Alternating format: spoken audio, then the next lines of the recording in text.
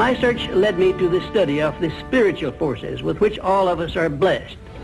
And it was in this field that I came upon a clue which has enabled me to help millions of people to find their earthly destinies.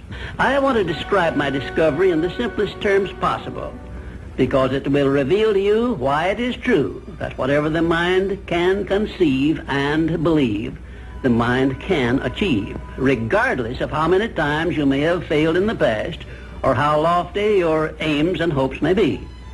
I caught my first fleeting glimpse of the profound law which provides the means by which we may choose our own purpose in life and attain it, while I was being coached by Andrew Carnegie during the organization of the Science of Success philosophy. I had just finished telling Mr. Carnegie that I feared he had chosen the wrong person to give the world the first practical philosophy of personal success because of my youth, my lack of education, and my lack of finances. Well, at this point, Mr. Carnegie delivered a lecture that I shall never forget, because it changed my entire life and paved the way for my helping to change the lives of millions of people, some of them not yet born. Let me call your attention to a great power which is under your control, said Mr. Carnegie. A power which is greater than poverty, greater than the lack of education, greater than all of your fears and superstitions combined. It is the power to take possession of your own mind and direct it to whatever ends you may desire. This profound power, Mr. Carnegie continued, is the gift of the Creator, and it must have been considered the greatest of all of his gifts to man, because it is the only thing over which man has the complete and unchallengeable right of control and direction. When you speak of your poverty and lack of education, Mr. Carnegie explained, you are simply directing your mind power to attract these undesirable circumstances, because it is true that whatever your mind feeds upon, your mind attracts to you. Now you see why it is important that you recognize that all success begins with definiteness of purpose, with a clear picture in your mind of precisely what you want from life. Then Mr. Carnegie continued his speech with a description of a great universal truth which made such an impact upon my mind that I began then and there to give myself a new outlook on life and set up for myself a goal so far above my previous achievements that it shocked my friends and relatives when they heard about it.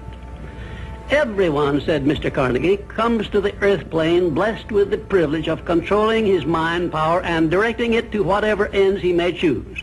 But, he continued, everyone brings over with him at birth the equivalent of 2 sealed envelopes, one of which is clearly labeled, the riches you may enjoy if you take possession of your own mind and direct it to ends of your own choice.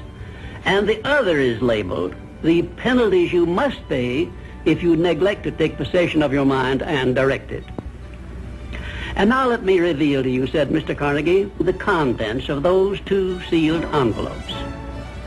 In the one labeled riches is this list of blessings. 1, sound health. 2, peace of mind. 3, a labor of love of your own choice. 4, freedom from fear and worry. 5, a positive mental attitude. 6, material riches of your own choice and quantity. In the sealed envelope labeled penalties, Mr. Carnegie continued, is this list of the prices one must pay for neglecting to take possession of his own mind. 1, ill health. 2, fear and worry. 3, indecision and doubt. 4, frustration and discouragement throughout life. 5, poverty and want. 6, and a whole flock of evils consisting of envy, greed, jealousy, anger, hatred, and superstition. Now, my mission in life is to help you and everyone who needs my help to open up and use the contents of the sealed envelope labeled riches. And the starting point from which you must take off if you wish to write your own ticket from here on out for the remainder of your life, I will describe for you in these simple instructions. 1, procure a neat pocket-sized a notebook, or something on the order of this one here, loose leaf affair.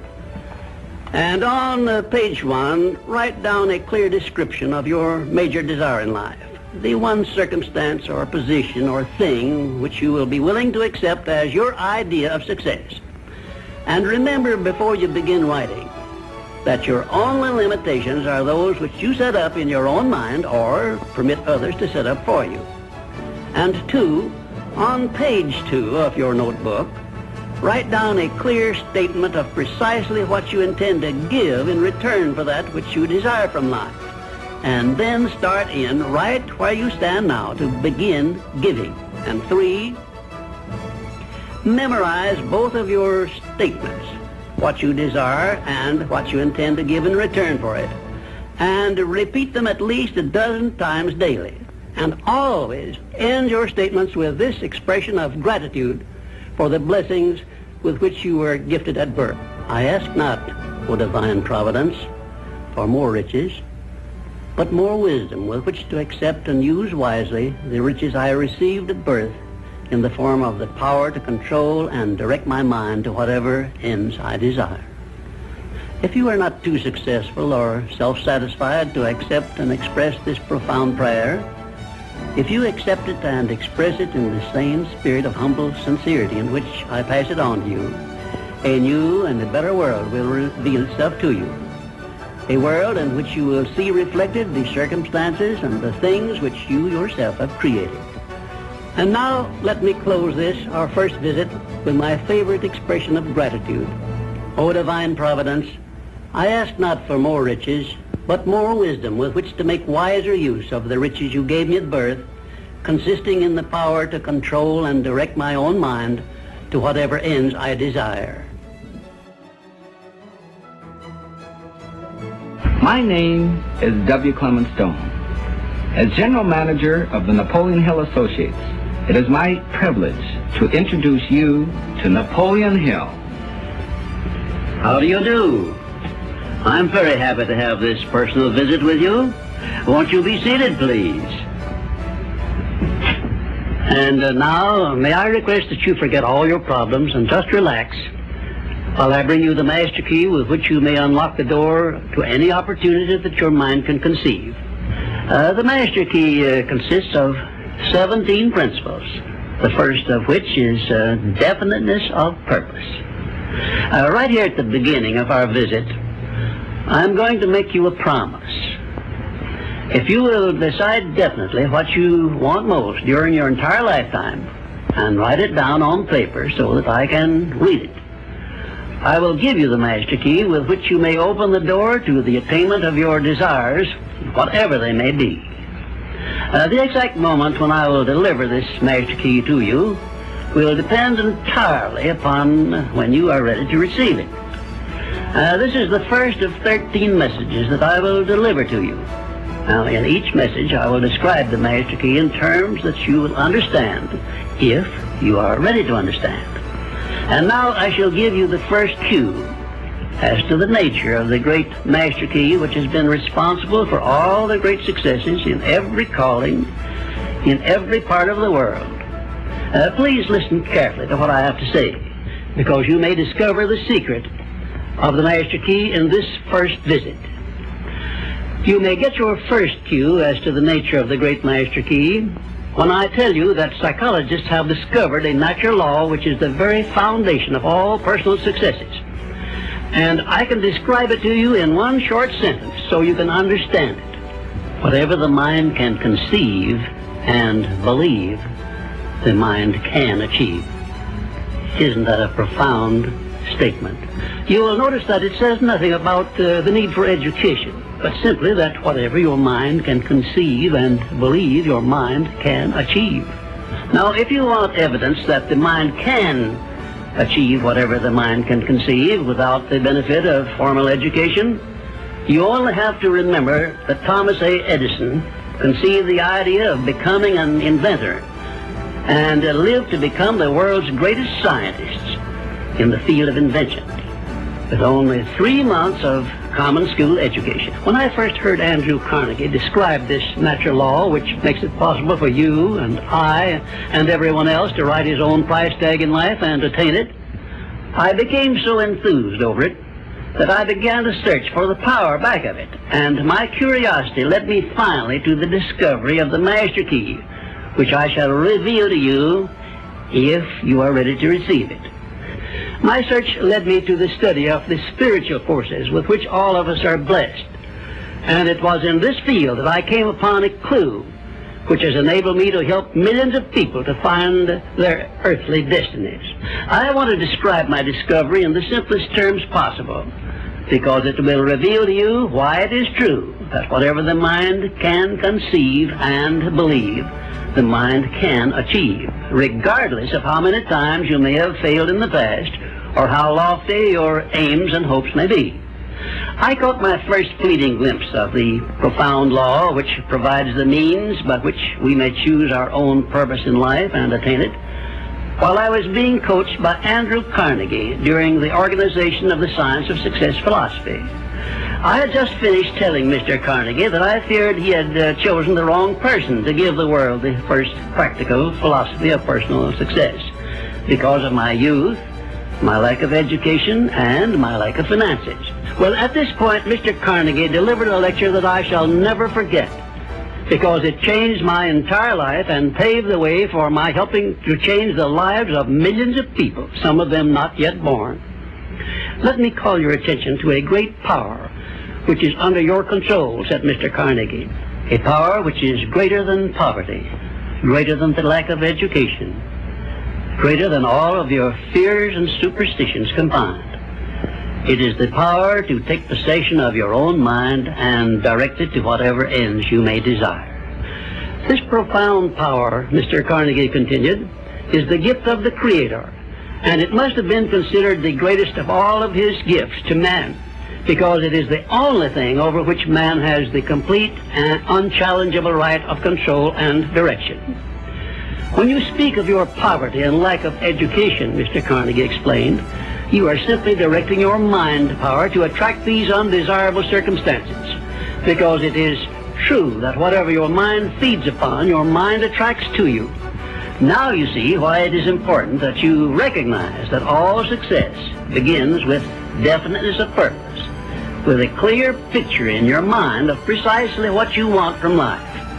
Then Mr. Carnegie continued his speech with a description of a great universal truth which made such an impact upon my mind that I began then and there to give myself a new outlook on life and set up for myself a goal so far above my previous achievements that it shocked my friends and relatives when they heard about it.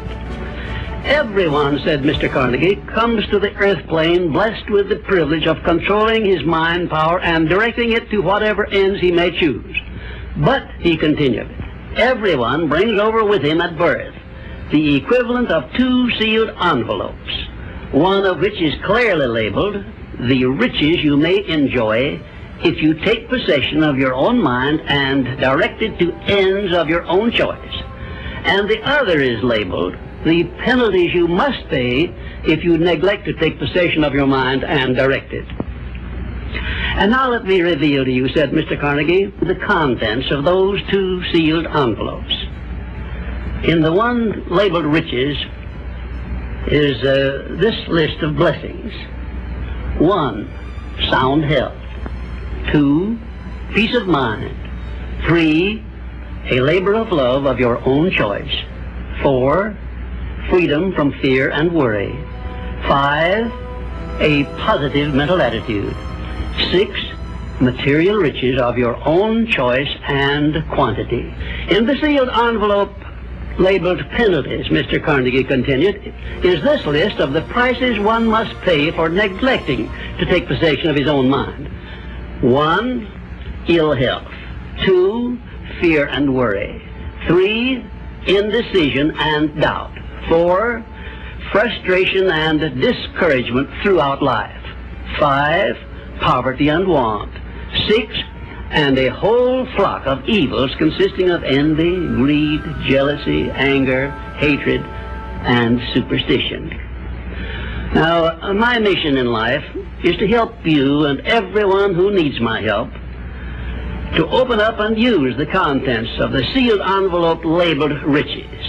And the starting point from which you must take off if you wish to write your own ticket from here on out for the remainder of your life, I will describe for you in these simple instructions. 1, procure a neat pocket-sized notebook, or something on the order of this one here, loose leaf affair. And on page 1, write down a clear description of your major desire in life, the one circumstance or position or thing which you will be willing to accept as your idea of success. And remember before you begin writing that your only limitations are those which you set up in your own mind or permit others to set up for you.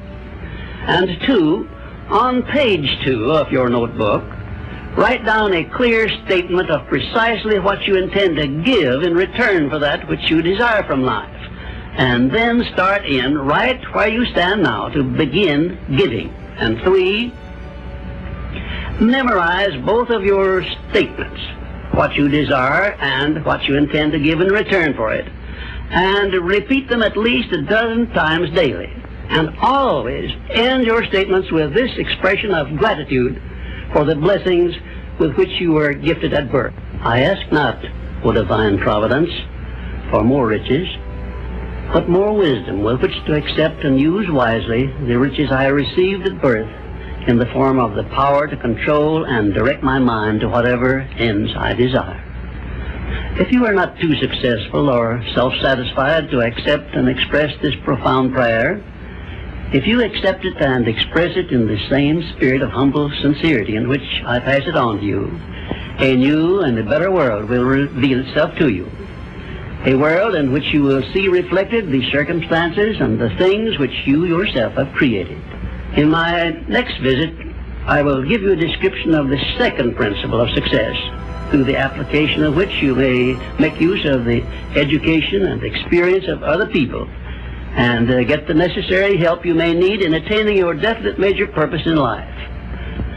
And now let me close this, our first visit, with my favorite expression of gratitude. O divine providence, I ask not for more riches, but more wisdom with which to make wiser use of the riches you gave me at birth, consisting in the power to control and direct my own mind to whatever ends I desire.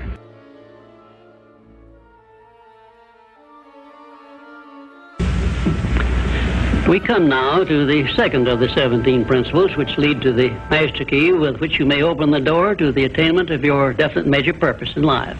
This principle of success is called the mastermind principle. I want you to understand the nature of the mastermind principle because you must use it before you can take possession of the master key. An understandable definition of the mastermind is this: it consists of 2 or more people who work in perfect harmony for the attainment of a definite purpose. Now, here are some interesting facts about the mastermind which give you an idea of how important it is and how necessary that you embrace this principle and make use of it in attaining success in your chosen occupation. First of all, it is the principle through which you may borrow and use the education, the experience, the influence, and perhaps the capital of other people in carrying out your own plans in life. It is the principle through which you can accomplish in 1 year more than you could accomplish without it in a lifetime if you depended entirely upon your own efforts for success. And I have heard well-informed Bible students say that the first known application of the mastermind was that which existed between the Nazarene and his 12 disciples. Of one fact I am absolutely sure. When you form a true mastermind alliance with others and work with them in a spirit of perfect harmony, you can draw freely upon the spiritual forces within you in carrying out your plans and desires. I also know that the mastermind principle can give you absolute protection against failure, provided always that your purpose in using this principle is beneficial to all whom you influence. In my research while organizing the science of success, I had the collaboration of practically every outstanding successful man this country has produced during the past 50 years. And I can tell you definitely that their success was due in the main to their knowledge and application of the Mastermind principle. I wish also to call your attention to the fact that our great American way of life and our unmatchable system of free enterprise have been built upon the Mastermind principle. The greatest document ever conceived by the mind of man is a perfect example of the Mastermind principle in action. It is the Declaration of Independence, and the best evidence of the importance of maintaining perfect harmony in a Mastermind alliance may be found in the fact that the 56 men who signed the Declaration of Independence knew full well that it might turn out to be either a license of freedom for all mankind or a death warrant which would cause each of the signers to be hanged. Now let us see how the Mastermind principle has brought success to people whom we all know. First, consider when Kate Smith began her career as a singer. She had difficulty in earning enough from her singing to pay her living expenses. And she perhaps never would have made her singing pay if she had not discovered and applied the Mastermind principle, which gave her access to the master key to success when she formed a Mastermind alliance with Ted Collins. And according to a report I saw in Reader's Digest, Kate Smith has earned upwards of $30 million, and she is still in the upper brackets of income. 2, I remember when Edgar Bergen and that cute little block of wood known as Charlie McCarthy used to play anywhere they could get an engagement. And I rather suspect that often all they got for their services was a meal. But Edgar Bergen is a smart man in the field of entertainment. So he formed a Mastermind alliance which introduced him and Charlie to millions of people by radio and television. And I suspect he is not concerned about money any longer. And you may be surprised when I tell you that the great Ford industrial empire started with the formation of a Mastermind alliance between Henry Ford and his wife. At the beginning of his career, Henry Ford was shy and lacking in self-confidence. It was Mrs. Ford who inspired Henry Ford with the faith and the courage to go ahead with the perfection of his horseless carriage. Although his relatives and neighbors generally tried to discourage him from wasting his time with the contraption, as they called it. 4, the Federation of States, known as the United States of America, is the richest and the most powerful nation civilization has yet produced. And the secret of our strength and riches consists in our form of government through which all our states function in a spirit of harmony based on the Mastermind principle through a central federal government located at Washington. And now a word to you personally. If you work for a salary or wages, you have a marvelous opportunity to promote yourself into a higher income and a more responsible position by forming a Mastermind alliance with your associate workers, including the management. In my next visit, I will give you further instructions on how to apply the Mastermind principle so as to increase your own income and promote yourself to a higher position with the full cooperation of your management. Yes, that is correct.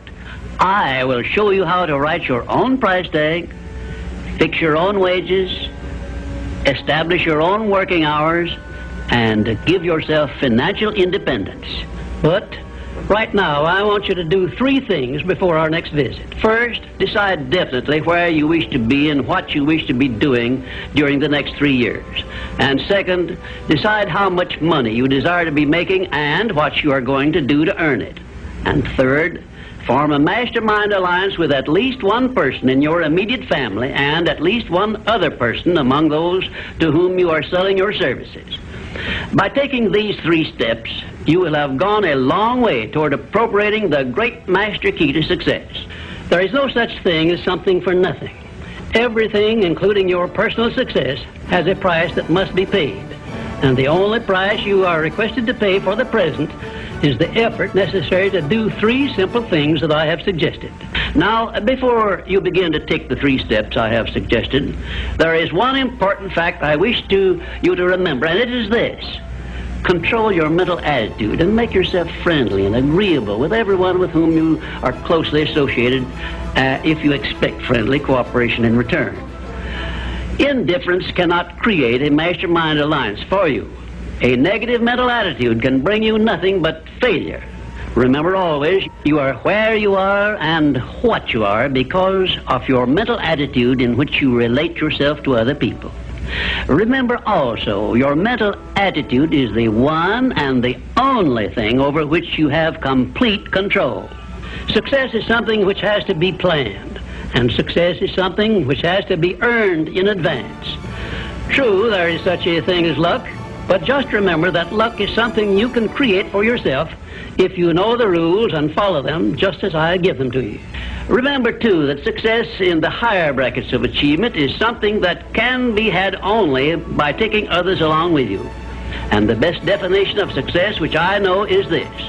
Success is the knowledge with which to get whatever you want from life without violating the rights of others and by helping others to acquire it. There is a known formula for the attainment of success, and it is as definite and certain as are the rules of mathematics or the principles of science. My purpose in these visits is to bring you that formula in simple terms that you can understand and apply. But I can never give you that for which you are not ready. If you are ready to advance into the higher brackets of success, you will recognize this fact by your willingness to follow the simple instructions I shall give you as we go along. If Kate Smith had not been ready for success when she formed a Mastermind alliance with Ted Collins, he couldn't have brought her success. This thing called success is a very profound and interesting thing because the line of demarcation between success and failure is so slight that it is often hard to tell where one ends and the other begins. For example, in my association with the late Henry Ford, I recognized that he had thousands of people working for him who had much more education than he, more magnetic personalities, more ability to make friends, and a much better chance of succeeding than Mr. Ford had when he was working for wages. But Mr. Ford had one simple quality the others who worked for him did not possess. The same quality I will clearly describe for you in my future visits with you. Meanwhile, I would be interested in knowing if you can describe this one simple quality Henry Ford possessed, which made him the greatest industrialist this nation has ever produced. In my next visit, I will give you a definite clue as to the success quality which helped Henry Ford spread his influence throughout the world and make himself richer than Croesus, despite the fact that he had only a meager common school education. Until then, please be of good cheer, will you? And just remember that your only real limitation is the one you accept and set up in your own mind. Well, this, our third visit, brings us to the success principle which has marked the turning point of every person who has promoted himself or herself from the lower brackets of success to the higher planes of achievement where one acquires everything he desires. This principle is called the habit of going the extra mile, which means the habit of rendering more service and better service than one is expected to render, and doing it in a positive mental attitude. I'm going to tell you all I know about this magic principle of self-advancement because it is the one rule you must follow if you expect to write your own price tag and to be sure of getting it. Let me describe this success principle for you in a brief formula which you can easily remember. I call it the QQMA formula, which means the quality of service you render plus the quantity of service you render plus the mental attitude in which you render service determines the space you occupy in your chosen calling and the compensation you get from your services. If you would examine carefully the people whom you know to be unusually successful, you will discover that they follow the QQMA formula, although they may do so unconsciously. Now, I wish to give you a big advantage over those who follow this formula unconsciously. I wish to show you how to make use of it deliberately with purpose of forethought, so you may make the principle pay off in a big way and do it quickly. Now I shall tell you some of the benefits you will enjoy by following the habit of going the extra mile. 1, this habit will bring you to the favorable attention of those who can and will provide you with opportunities to promote yourself into a better circumstance. 2, it will place back of you that great natural law of increasing returns through which the service you render will bring back greater than average compensations. And 3, following this habit will make you indispensable in your chosen occupation or calling. Therefore, it will place you in a position to write your own ticket. And 4, This habit will help you to excel in your line of work, because each time you render service, you endeavor to do a better job than you did previously. And 5, if you work for a salary or wages, this habit will give you preference when work is slack and others are laid off. And 6, it will help you to benefit by the law of contrast, because the others around you will not be going the first mile, let alone the second mile. And 7, following this habit of doing your very best in all of your efforts and doing it in a pleasing mental attitude will improve your personality and make you liked by others. And 8, it will also help you to develop a keen, alert imagination, because you will be continuously seeking new and better ways of rendering useful service. 9, it will inspire you to move on your own personal initiative instead of waiting to be told what to do, a habit which is the first step in leadership in all callings. The habit of going the extra mile definitely develops greater self-reliance and gives one more courage to move ahead without the fear of criticism from others. And here is one thing it does, which, if it benefited you in no other way, would justify you in adopting it. It helps you to master the destructive habit of procrastination, the one habit which heads the list of causes of failure. 12, going the extra mile influences other people to respect your integrity and inspires them to go out of their way to cooperate with you in a friendly spirit.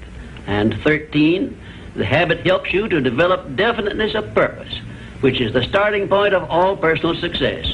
And it stops you from drifting through life without knowing what you want or where you are going.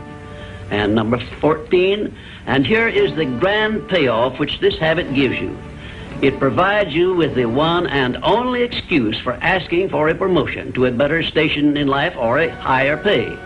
Obviously, if you are doing no more than you are being paid for, then you are receiving pay for all to which you are entitled. And you have not a single excuse for asking for more pay or a better position. You understand this point and appreciate its significance, do you not? 15, last but not least, the habit of going the extra mile conditions your mind to maintain a mastermind alliance with others. Ever so often I hear people complain about their not receiving favorable breaks in their relations with others. I never hear this sort of complaint from one of my students of the science of success, nor from anyone who has ever read any book that I have written, because all of my students have learned the secret of how to create their own favorable breaks. They do it by following the habit of going the extra mile. I can tell you frankly, I have never received a major favorable break during my entire life that did not come from having applied the principle of going the extra mile. Sometimes I hear people complain also that their positions are such that they are not permitted to go the extra mile. And my counsel to these people is always the same. Change positions and market your services where it pays to go the extra mile. I am sincere in giving this advice because I know that no one can do better than earn a mere living unless and until he begins going the extra mile. During my business career, I suppose I have employed at one time or another at least a score of private secretaries, all of whom followed the habit of going the extra mile.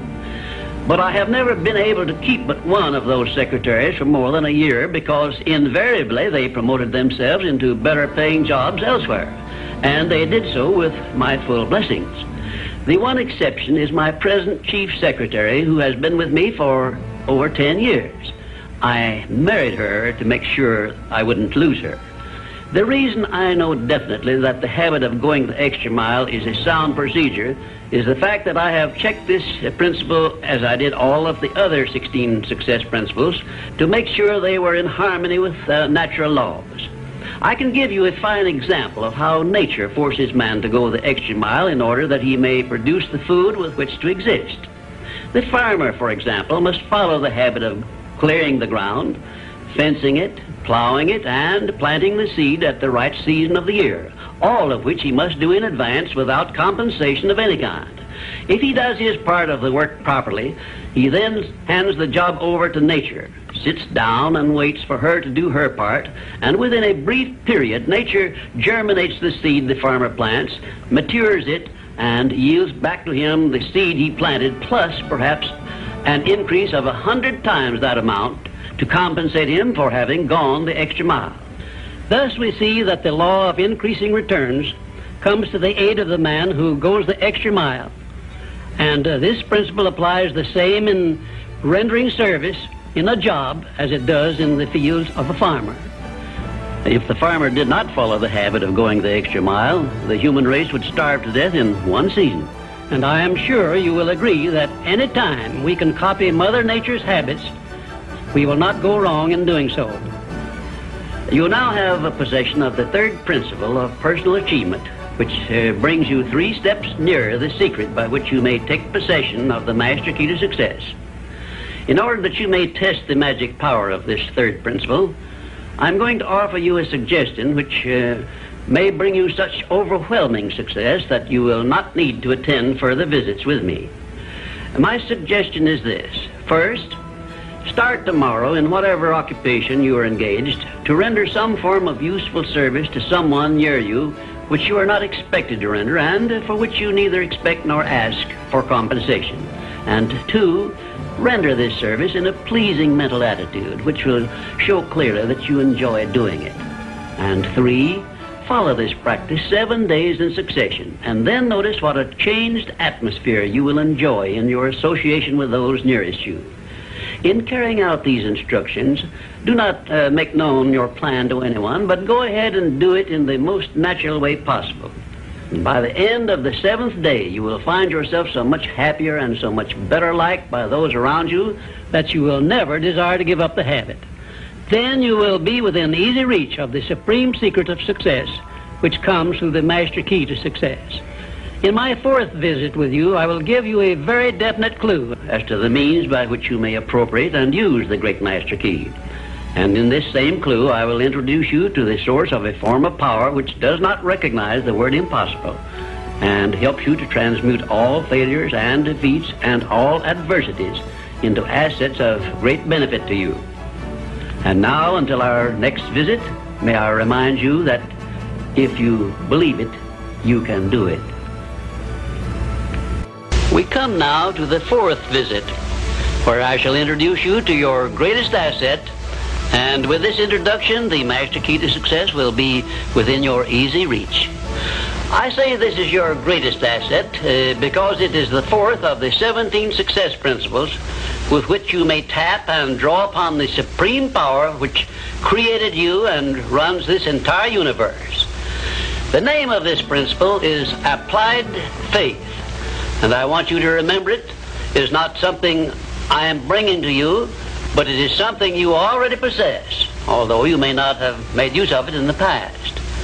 And now let me tell you what applied faith is and what you can do with it. Applied faith is the mental attitude wherein you may clear your mind of all fears and doubts and direct it to the attainment of whatever you desire in life. In our first visit, I told you that you and I and every person were blessed with the privilege of complete control over but one thing, and that is the exclusive right to take possession of our own minds and direct them to the attainment of whatever we desire in life. Applied faith is a mental attitude we must cultivate and maintain before we can take complete possession of our minds. It is the means by which we may break the seal of that envelope I mentioned in our first visit and take full possession of the 6 forms of riches we get in return for taking possession of our minds and using them. Those 6 riches were, as you may remember, sound health, peace of mind, a labor of love of your own choice, freedom from fear and worry, a positive mental attitude, and material riches of your own choice and quantity. We are now, this very moment, standing in front of the gateway which can be opened only with the great master key to success. And I'm giving you the closest clue I have yet mentioned as to how you may take possession of this key. In order that you may condition your mind to embrace and use applied faith, you must understand that there are 2 ways in which you can use faith. You can put it into reverse gear and use it in a negative way by allowing your mind to dwell upon the circumstances and the things you do not want, such as poverty, ill health, failure, defeat, And this is precisely what the majority of people do, which explains why the majority of people go through life in misery and want. Or you can take possession of your mind and direct it to think of the 6 riches which came over with you in that sealed envelope. And you will attract these riches to bless and serve you all through your life. Isn't it a strange fact that most people make a negative application of their great power of faith by thinking about and believing in poverty, ill health, fear, failure, and defeat, when it would be so easy for them just to change their thinking over to the circumstances and things they desire? Now let me give you a description of the one thing which represents the main difference between a successful person and a failure. Please listen carefully and think for yourself as I speak, because failure to recognize the truth I am about to give you is the starting point of most failures. Successful people in all occupations, all professions, and all callings have one trait which distinguishes them from the failures. It is their capacity for belief. The failures see the hole in the donut, but do not see the donut around the hole. The successes see the hole also, but they see the donut around the hole. Thomas A. Edison believed that he could perfect an incandescent electric lamp, and despite the fact that he failed over 10,000 times before he was crowned with success, he made his belief uncover the secret for which he was searching. Give one guess as to how many times the average person must fail before he quits. Fails because of the lack of capacity for belief. How many times can you meet with defeat before you give up the ghost and quit? Henry Ford believed he could build a self-propelled vehicle which would take the place of the horse and buggy. And despite the ridicule of relatives and neighbors and the lack of finances, he transmuted his belief into an industrial empire which changed the entire American way of life. Mind you, Ford did this with very little education and no operating capital to begin with. Right here, let me ask you a question which may well change your entire life. You perhaps have an idea or a plan which would be useful to other people, but you have done nothing about it because you lack the self-confidence to give you a start. In other words, you are now where Henry Ford was before he built the first model of his world-famous automobile. Mr. Ford broke through that wall of fear which may now be holding you back and put his idea into operation by making use of the Mastermind principle I mentioned in our second visit through an alliance with his wife. Now, the question I wish to ask you is this. Why don't you form a Mastermind alliance with someone and begin putting your ideas to work for you? Belief is truly a magic word because it is the beginning of all successes. It is the very foundation of civilization. It is the one quality you must develop before you can make use of the great master key to success. To be successful, you must become a person with a great capacity for belief, and the place to start believing is with yourself. You should begin by recognizing that you were born with the privilege of complete control over your own mind. You should also recognize that by the application of the master key to success, which I am passing on to you through these visits, you can take full possession of your mind and make it yield you whatever you demand in life. Observe, I use the word demand, not beg.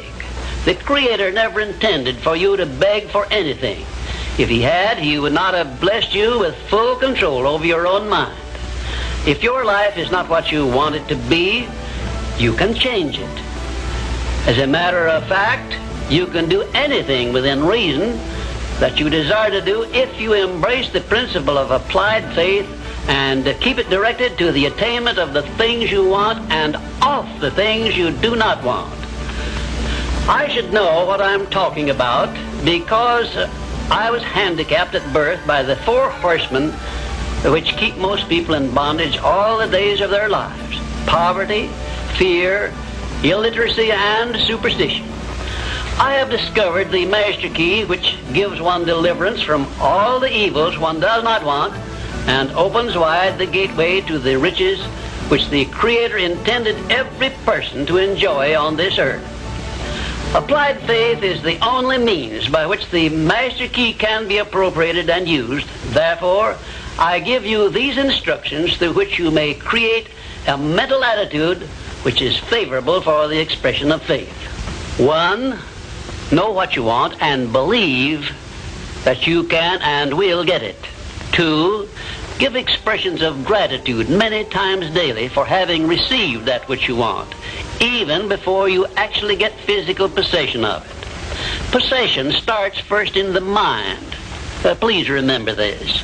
3rd, keep your mind open for hunches from within. And when you are inspired to action, do not wait, but move on your own personal initiative at once. Remember, there can be no application of applied faith without action. 4th, when overtaken by defeat, as you may be many times, remember that man's faith is tested many times before he is crowned with final victory. And accept your defeat as nothing more than a challenge to keep on trying. And 5, a burning desire for the things or circumstances you want is the starting point of all applied faith. Be definite, believe, and act. And keep on acting if at first you meet with defeat. 6, when doubt creeps into your mind, remember that whatsoever a man believeth, that shall he also reap. Remember, faith is not something you get. Faith is something you already have. But you may be using it in reverse gear by believing in the circumstances and things you do not want, the things you fear. Remember also that faith is guidance only. It is not a power which will bring you what you want, but a power that can guide you to go after what you want and get it. Remember, too, that your faith is limited only by your own capacity to believe. You can do whatever you make up your mind to do. I believed I could give the world a practical philosophy of success which would free men and women from their fears and limitations. I stood firmly back of that belief through 20-odd years of effort and saw my belief give freedom to millions of people. Do the thing, said Emerson, and you shall have the power. May I paraphrase this great truth by saying, believe and you shall receive. And now, until our next visit, will you please remember that your life is exactly what you make it by your own mental attitude.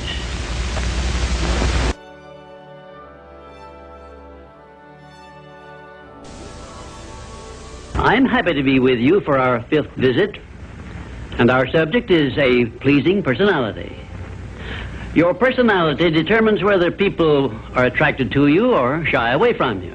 It is the show window in which you display your character to the world, and it is the one thing which distinguishes you from all other human beings. It is your trademark by which people recognize you, and it is the thing which determines your success or failure in selling yourself through life. Therefore, you should see your personality just as others see it, so you may improve it where it needs improvement. Your personality consists of more than 30 different factors, traits, and characteristics. Because of the limit of time I can devote to this visit with you, I can mention only the more important of your traits of personality. But before I begin to describe these traits, I want you to know that every trait which goes into your personality is under your control, and you can improve it so it will be whatever you want it to be. Let us start with the most important trait of your personality, your mental attitude. This is a trait with which you attract people to you and cause them to like you, or repel them and cause them to dislike you. Your mental attitude must be positive if you attract people to you. How do other people know whether your mental attitude is positive or negative, you may ask? Well, the answer is easy. First of all, other people tune in and pick up your mental attitude by telepathy without your saying a word or making a move. But there are other ways they can tell whether your mental attitude is negative or positive. You disclose this information by the tone of your voice, whether it is pleasant or harsh, by the expression on your face, whether it is soft and pleasing or harsh and scowling, by the courtesy and consideration you show other people, or the lack of these. So you see, there is no escape from revealing to others the exact nature of your personality. The next most important trait of your personality consists of your flexibility of your mental attitude, or your lack of it. If you have flexibility, you adjust yourself to all the circumstances in your relations with others without losing your composure or allowing yourself to become irritable or angry.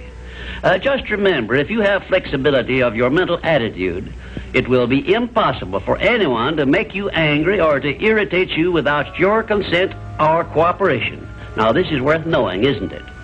You cannot control the actions of other people, which might justify you in becoming irritated by them, but you can control your reaction to all such circumstances by exercising your trait of flexibility. And you will observe that all people in the higher brackets of success have this flexibility, and they do control their reaction to the influences of other people. The third most important trait of a pleasing personality is the ability to control and direct your emotion of enthusiasm. Enthusiasm is one of the means by which you can give forcefulness to your words, but you must be able to turn it on and off at will as definitely as you can turn on and off water at the spigot. Uncontrolled enthusiasm often makes people boresome. It also may open wide the window to one's mind through which other people may enter and influence one in ways he does not wish to be influenced. The fourth most important trait of a pleasing personality is a sincerity of purpose. The person who is not sincere in all relationships with others is soon detected and rejected, because no one is attracted to the person who thus endeavors to deceive others.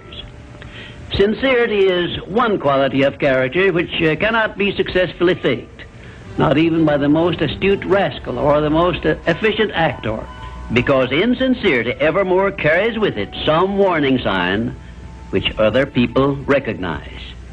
You have only to go back into your own experience with insincere people to prove the truth of what I have stated. There are 26 other important traits which give one a pleasing personality, but I do not have time to give them to you in this visit. Now let us turn our attention to some of the common habits which destroy a pleasing personality.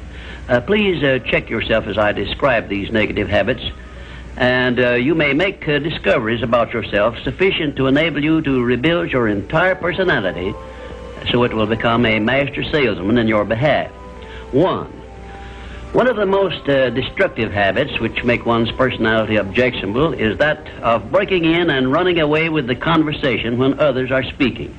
And 2, sarcasm, expressed by insinuations and wisecracks which are not so wise, is near the head of the list of habits which give one a negative personality. And 3rd, vanity expressed by either words or actions is sure to make one unpopular. And 4, indifference in listening while others are speaking is sure to be noticed and resented.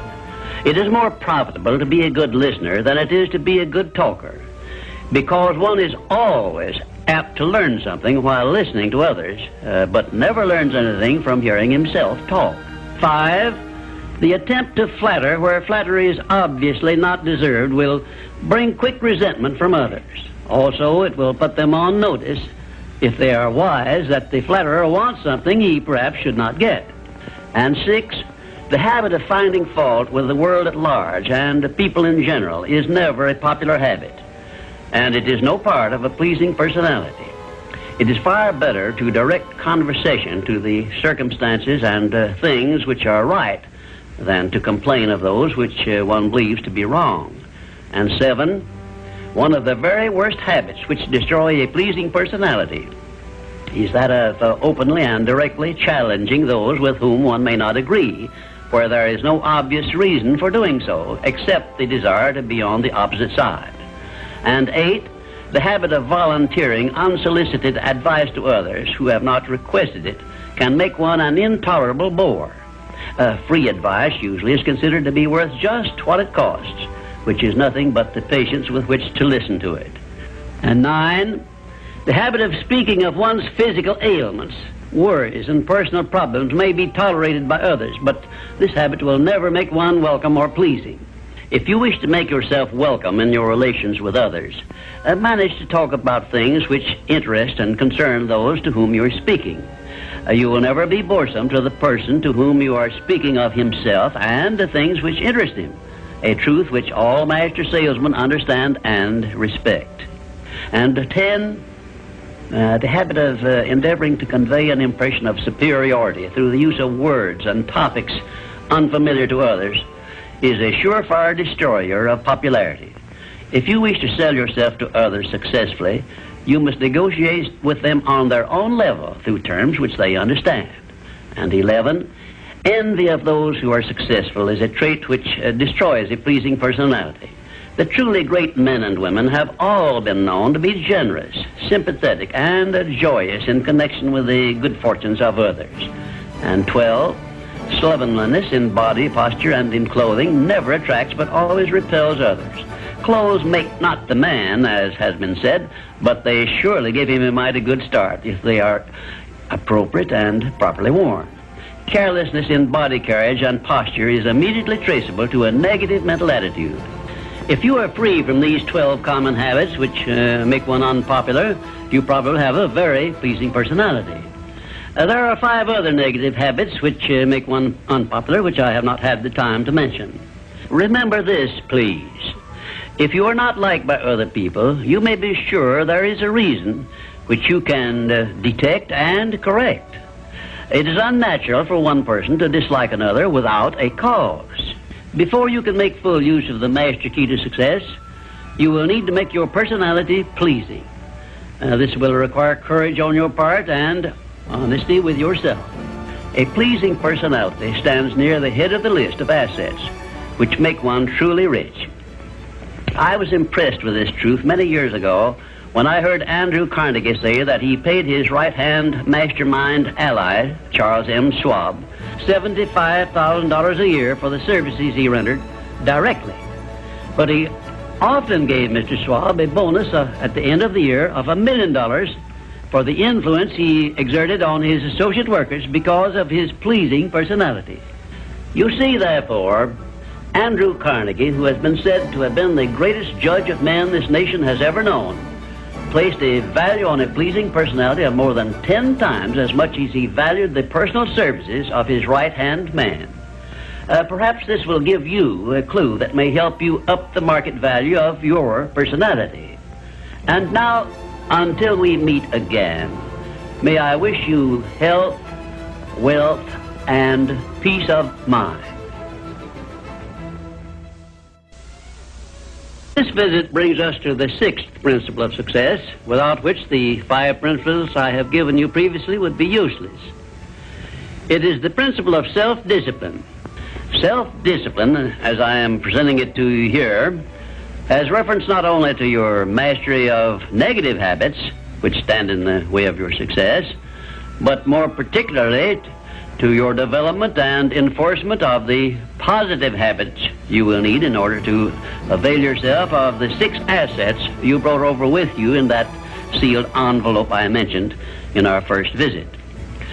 Now let me give you a list of the more important things over which you will have to exercise self-discipline before you can embrace and use the great master key to riches. 1, you will have to gain mastery over your tongue by acquiring the habit of thinking first and then speaking after you are sure that what you say will benefit you and not injure others. A loose tongue often is one's greatest liability. 2, you will have to exercise self-discipline in mastering the common tendency to strike back at those at whom you have a cause, real or imaginary, for a grievance. You must remember that everything you do to or for another, you do to or for yourself, because your every thought and every act which benefits or injures another person comes back to you in kind, greatly multiplied. So, if you feel that you must slander another person, do not speak it, but write it. Write it in the sands near the water's edge, then move away from it until the tides have flown. 3, You will have to exercise self-discipline over all of your emotions, particularly your emotions of love, hate, fear, and sex. These are the big four of your emotions, and they can make you or break you according to the extent of discipline you exercise over them. 4, your mental attitude needs discipline and control at all times. Lacking this discipline, it can, and it often does, drive away friends, destroy opportunities to get ahead, brings on physical and mental illness, develops stomach ulcers, and makes peace of mind impossible.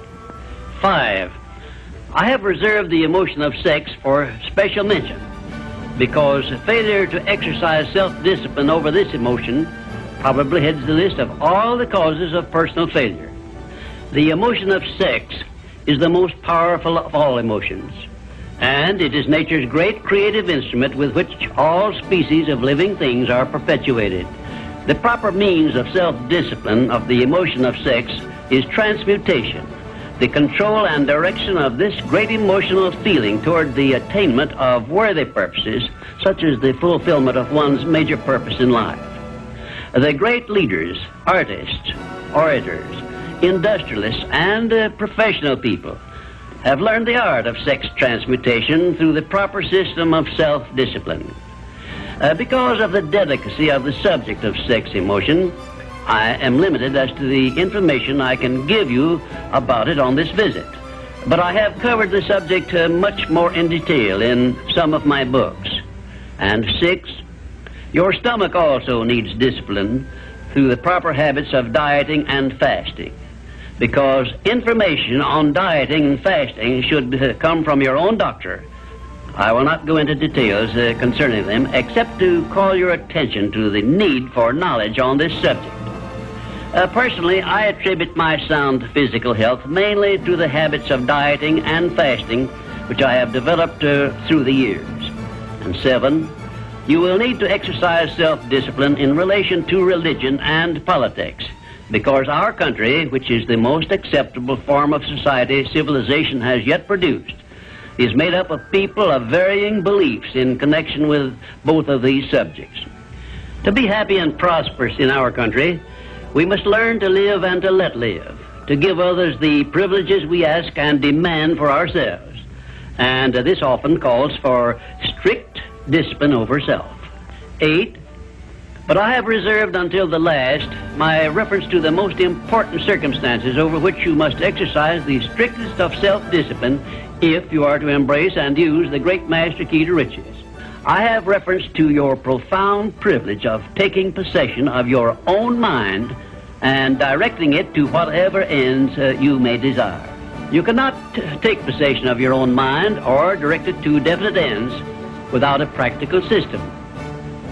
I have devoted the better portion of my past life to the revelation and presentation of such a system. And I know that this system works because it has been successfully used by many millions of people throughout the world.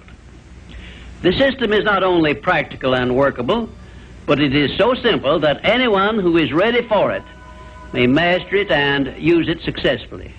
Its use does not call for a genius nor a great amount of formal education.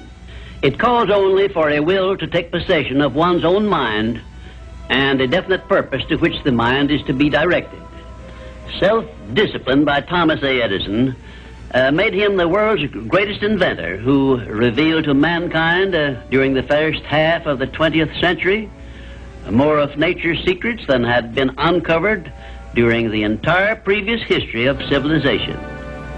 Self-discipline carried Wilbur and Orville Wright through a multitude of failures and enabled them finally to give the world its first practical airplane, an achievement which has made the world smaller and changed the entire trend of civilization.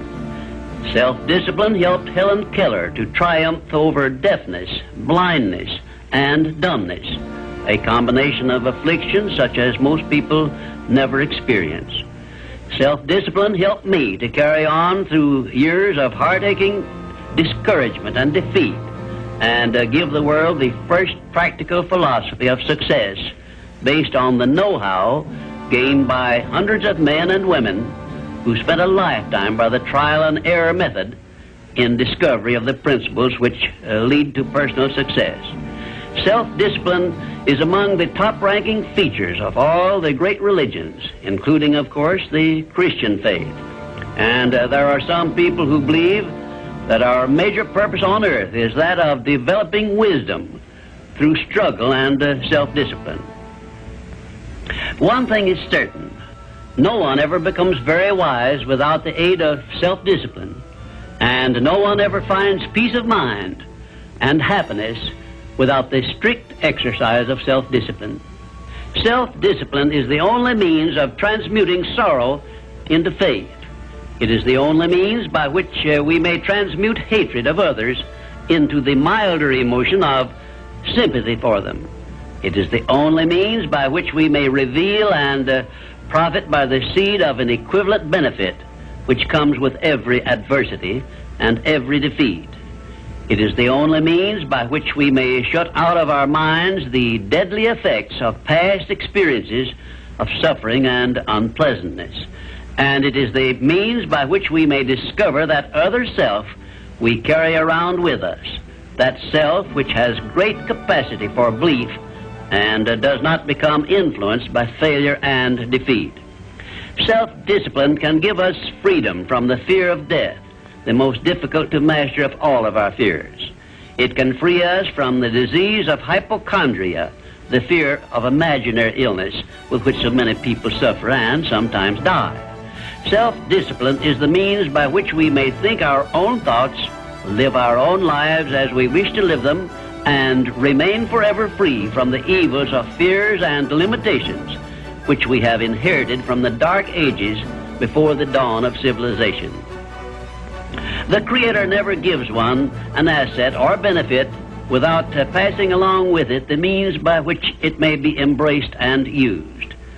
Self-discipline, therefore, is the means by which the Creator provided us with a method of embracing and using the only thing over which we have unchallengeable control, the power of our own thoughts. And now, until our next visit, may I remind you that the habit of taking the line of least resistance makes all rivers and some men crooked. Well, this brings us to the 7th visit, and I hope to hand you the master key to success before I finish, because my subject will lead you so near to the master key that you will be apt to recognize it. As I have suggested in previous visits, a positive mental attitude can clear away all obstacles which stand between you and your major purpose in life. Because of the importance of the subject of our visit, I shall not only tell you that a positive mental attitude heads the entire list of the 12 great riches in life, but I am going to give you explicit instructions as to what you must do to keep your mind positive. In all the success books I have written, I have never suggested to my readers what they should do without clearly telling them how to do it. Are you ready? If you are ready, this visit may bring the most important change in your life you have ever experienced. 1. Learn to adjust yourself to other people's state of mind and difficulties so as to get along peacefully with them and to refrain from taking notice of trivial circumstances in your relations with other people by refusing to allow them to become controversial incidents. Great people always avoid small incidents of controversy when possible. 2. Establish for yourself a definite fixed system of conditioning your mind at the beginning of each day so you will keep it positive under all circumstances. 3. Learn the art of selling yourself to other people by indirection, such as asking leading questions which will bring out the sort of reactions from others which you desire. And do not permit yourself to be drawn into argument over unimportant subjects. 4. Adopt the habit of having a good hearty laugh every time you become irritated or angry, and it will help you if you begin each day with 1 minute of hearty laughing. This will change the chemistry of your brain and start you out with a positive mental attitude. However, you had better get out of sight when you take your laughing exercise. 5, start each day with an expression of gratitude for all the adversities, defeats, failures you have experienced in the past, and search for the seed of an equivalent benefit these have yielded you through the passing of time. Then give thanks for the blessings you expect to receive during the day. 6, learn to concentrate your attention on the can-do portion of all of your problems and desires, and start action where you stand in carrying out this portion. No matter what may be your problem or your desire, there is always something you can do right now that will help you. Find out what this something is and do it. 7, learn to transmute all unpleasant circumstances into immediate action, which calls for a positive mental attitude, and make this a fixed habit. For example, when you are angry, switch your mind to some sort of action in connection with your hobby or your major purpose in life, and keep it busy with that subject for 5 minutes.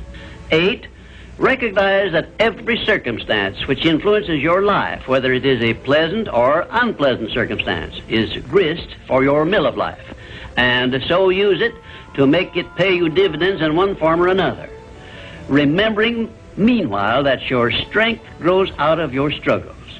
Follow this instruction and you will soon learn that there is no such thing as an unprofitable experience.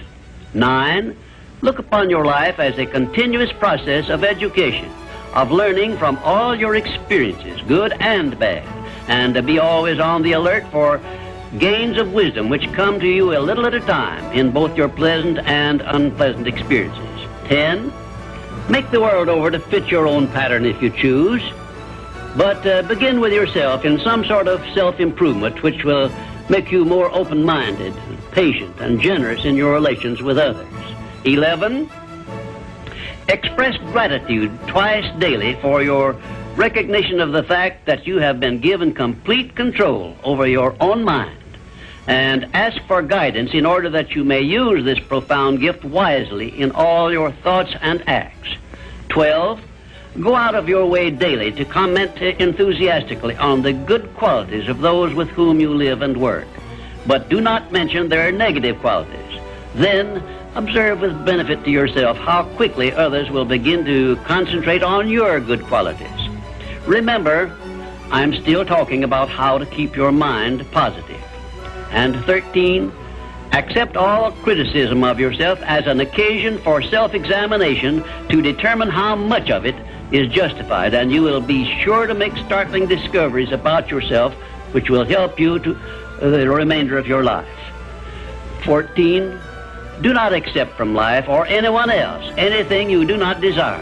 And remember that Mahatma Gandhi proved himself to be more powerful than the great British military forces by this simple method of passive resistance. 15, remember always that there are 2 kinds of circumstances which cause you to worry. Those you can do something about, and those you can do nothing about.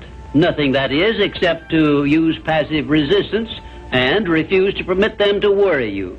16, keep your mind eternally engaged in thinking of that which you desire most, your major purpose in life, so no time will be left for you to waste on thinking of that which you do not want.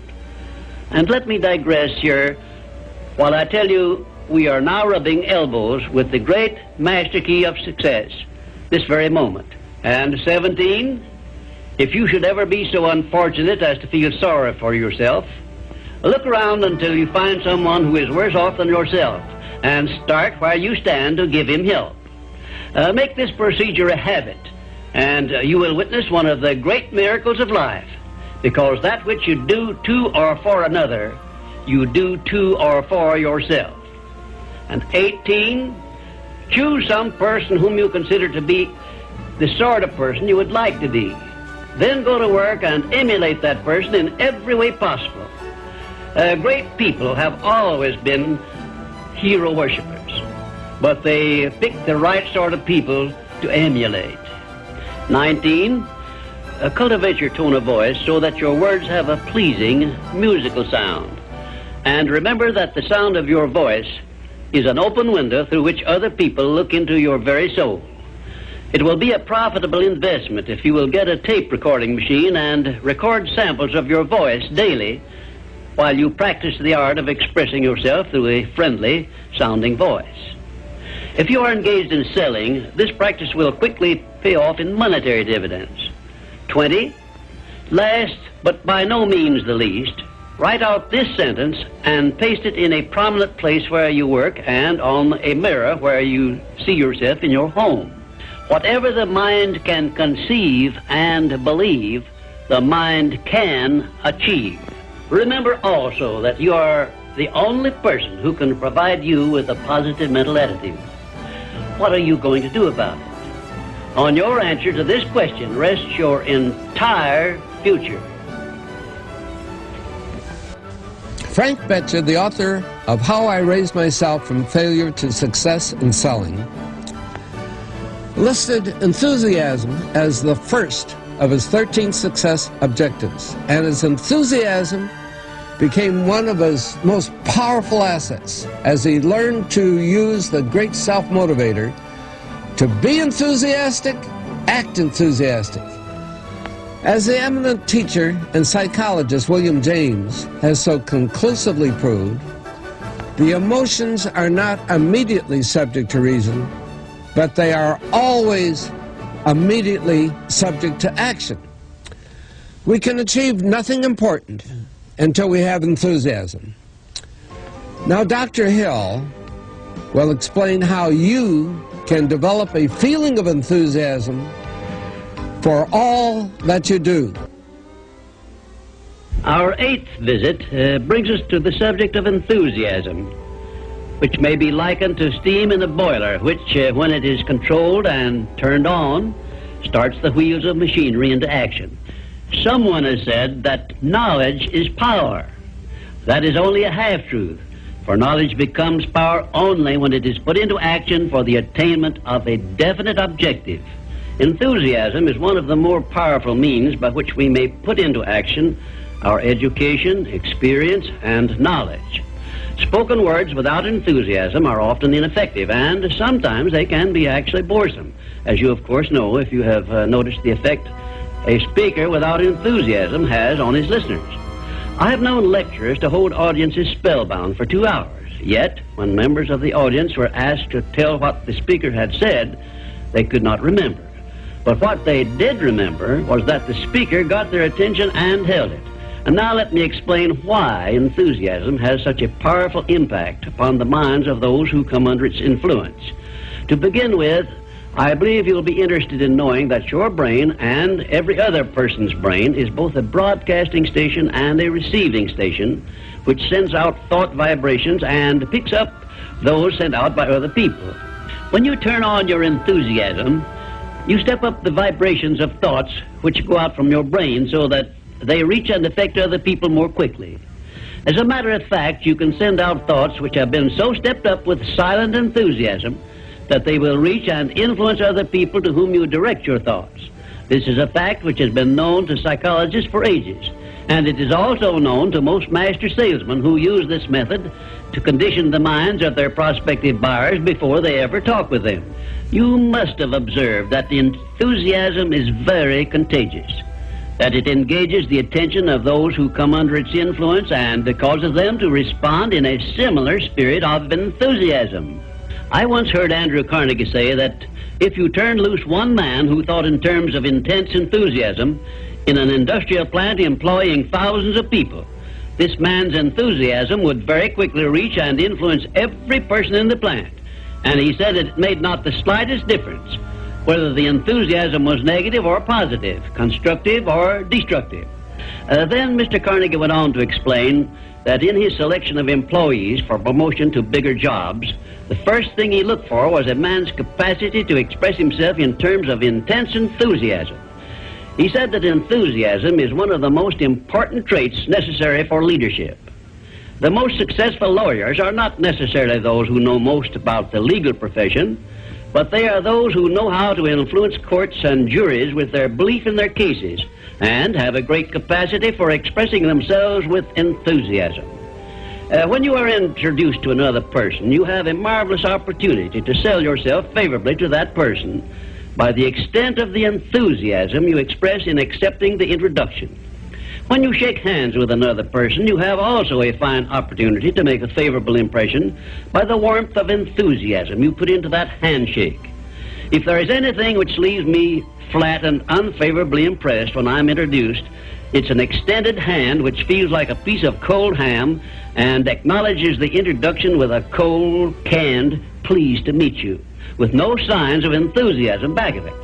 Now, right here, let me give you a brief course in salesmanship, which may be of value to you the remainder of your life. When you meet anyone on whom you wish to make a favorable impression, when it is a stranger you have not previously met or someone with whom you are already acquainted, do these things. 1, turn on your enthusiasm and so modulate your voice with it that you definitely make the other person feel you are happy to communicate with him. 2, when you shake his hand, take a firm grip on it and give it a quick, firm squeeze at the end of each word you express in your greetings. For example, say, "How do you do? I am so very glad to meet you." Do not crush the hand, however, as I have known some people to do. 3, then if you begin the conversation, be sure that you direct it to some subject of interest to the other person. And 4, follow through by eagerly asking questions which will keep attention focused upon the other person. Then, when you are ready to have the other person hear what you have to say about yourself or your interests or your business, he will have been prepared to listen attentively. I've often told my students of salesmanship that the best possible way for one to sell himself to others is to first sell the others to themselves. That counsel was sound when I began training salesmen over 30 years ago, and it is still sound. When I was a youngster in school, I discovered that the teachers from whom I learned most were those who expressed the greatest enthusiasm in their teaching. And I have heard an experienced doctor say that the enthusiasm he carries into the sick room with him has more to do with helping to bring about a cure than all the medicine he can prescribe. Enthusiasm is an expression of a positive mental attitude, and it has long been known to doctors that a positive mental attitude stands high on the list of influences which give one sound health. I have heard it said, for example, that only one thing causes stomach ulcers, and that is worry or a negative mental attitude. And only one thing can cure stomach ulcers, and that is a positive mental attitude. It seems that disease germs cannot live and thrive in the bloodstream of one whose mind is always positive. I have still another very important observation concerning the power of enthusiasm, which I wish to give you. I have observed that prayers expressed with intense enthusiasm bring much quicker and more satisfactory results. Now, you can try this for yourself and be convinced. I began experimenting with this idea many years ago, and from my experiences, I gathered the information which caused me to change my method of prayer entirely. I now use the prayer I recommended to you on previous visits, with the gratifying results that I get quicker and more favorable action from my prayers than I did when I expressed them in a spirit which lacked enthusiasm. I suggest that a very practical way to begin learning to express yourself with enthusiasm will be to follow the habit of reading aloud for 10 minutes daily, putting all the enthusiasm at your command into your reading. You will be surprised in a short while at how much this will help you in speaking with enthusiasm in your ordinary conversations. I would suggest also that you adopt the habit of practicing enthusiasm in your conversations with your family and your business associates. Incidentally, this habit will make you more popular with those who are close to you. You can enjoy the benefits of enthusiasm if you are interested enough to develop a technique by which to acquire this habit, so you will follow it in a natural, unaffected tone of voice. If you follow my suggestion that you read for 10 minutes daily as a means of acquiring the habit of enthusiasm, I recommend that you write down a list of 10 subjects, things, or circumstances in which you have the keenest interest, and use this list for your practice purposes. You will have no difficulty in reading in a tone of enthusiasm in connection with the things that you like best. And finally, if you have not already picked up some useful ideas as to how the habit of enthusiasm can be developed, or what causes one to be enthusiastic, let me give you an example which may provide you with an interesting cue. You perhaps remember when you were courting the person of your choice, or being courted, as the case may be, you needed no one to tell you how or why to be enthusiastic. Of course not, because the motive of love or affection took care of this without effort on your part. Just remember that enthusiasm is always easily expressed when one is inspired by a burning desire for something or any motive associated with one's closest interests. Where there is no motive, there is apt to be no enthusiasm. Remember also that the three basic motives which it has been said practically rule the world are: 1, the emotion of love; 2, the emotion of sex; 3, the desire for financial gain. A combination of all three of these motives, it has been claimed, can convert a mediocre person into a genius, and I leave the thought with you for consideration. And now, until our next visit, I ask that you try the habit of moving with enthusiasm in all of your daily work and see how much better you will feel.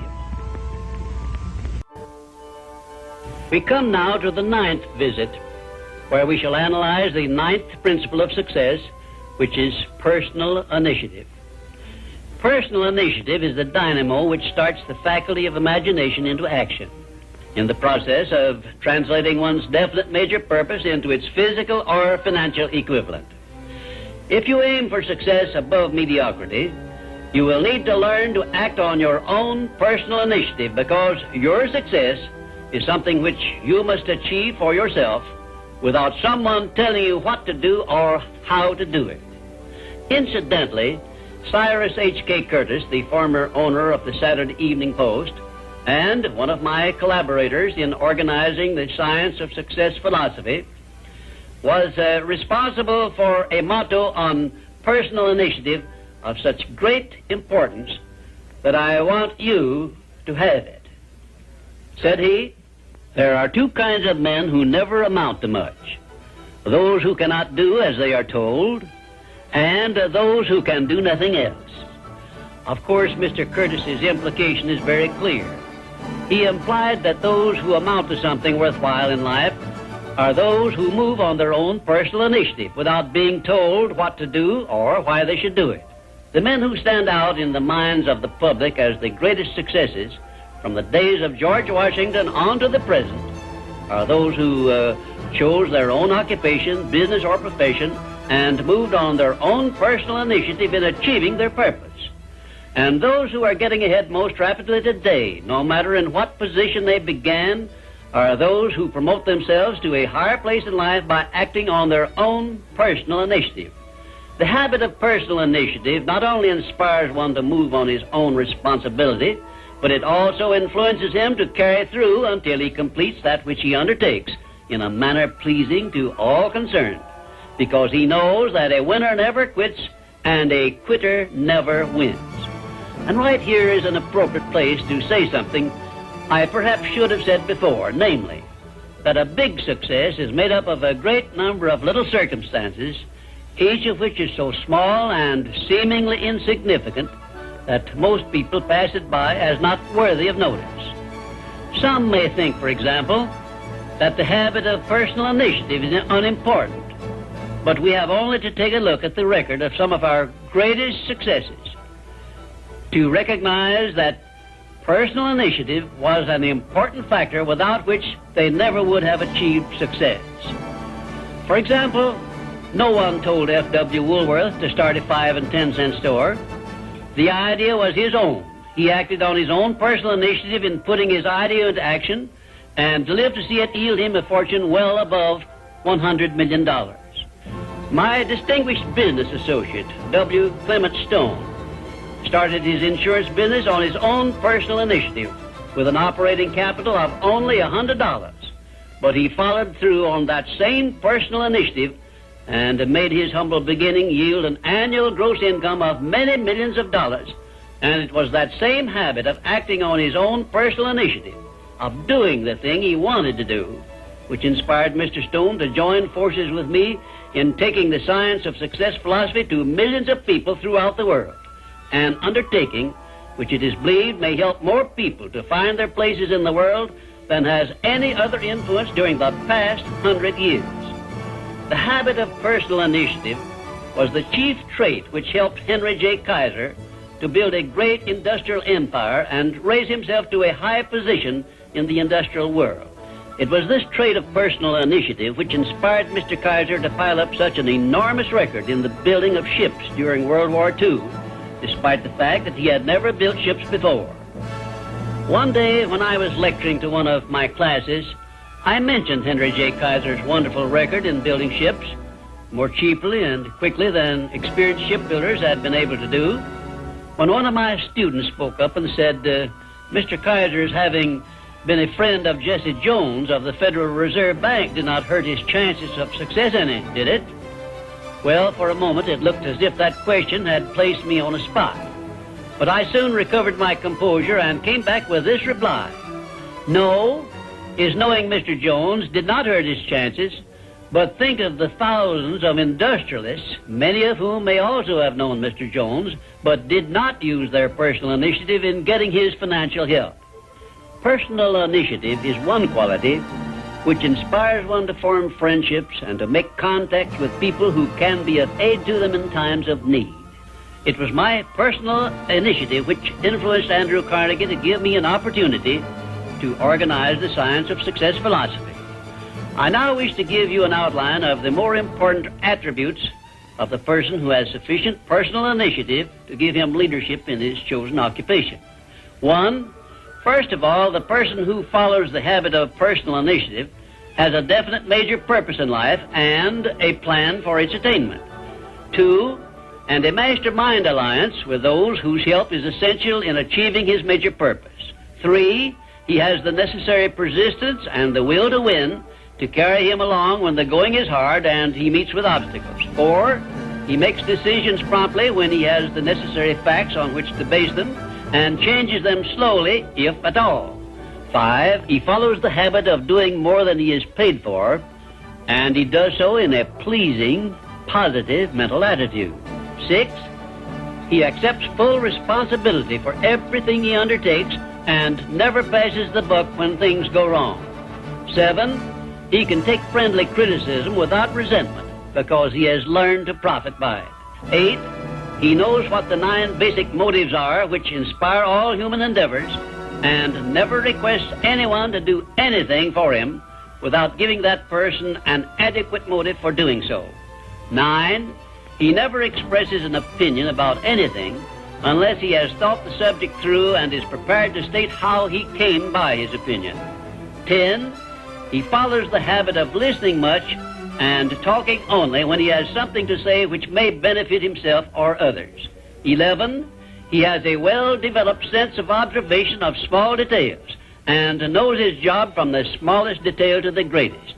12, he never tells anyone to do anything without suggesting why it should be done and how it may be done best. 13, he follows the habit of concentrating his full attention on one thing at a time. 14, his mental attitude is positive at all times when he is in communication with other people. 15, if you ask him a question, he will give you a direct answer, even if he has to tell you he does not know the correct answer.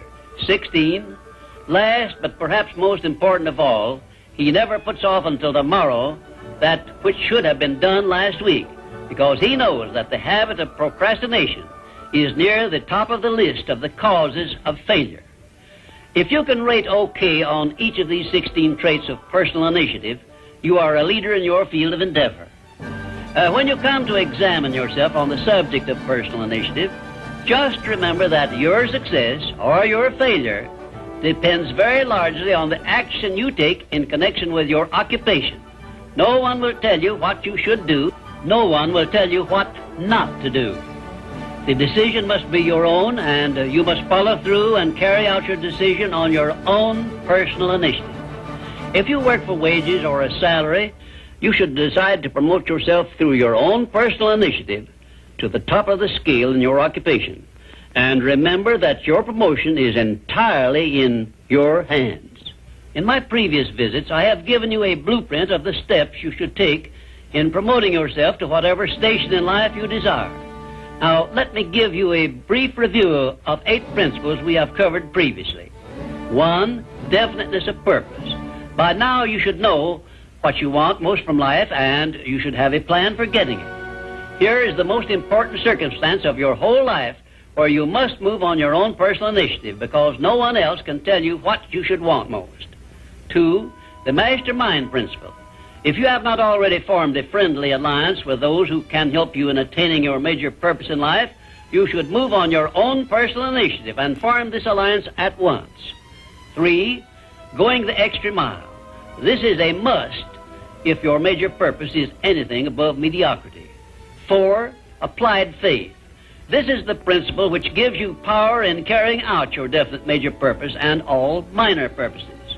5, a pleasing personality is an asset of priceless value, and it too is something you must acquire through your personal initiative. 6, self-discipline. The 6th principle of success is also something you acquire through your personal initiative. 7, a positive mental attitude, which is the most important of the 12 great riches of life, is also the product of your own personal initiative.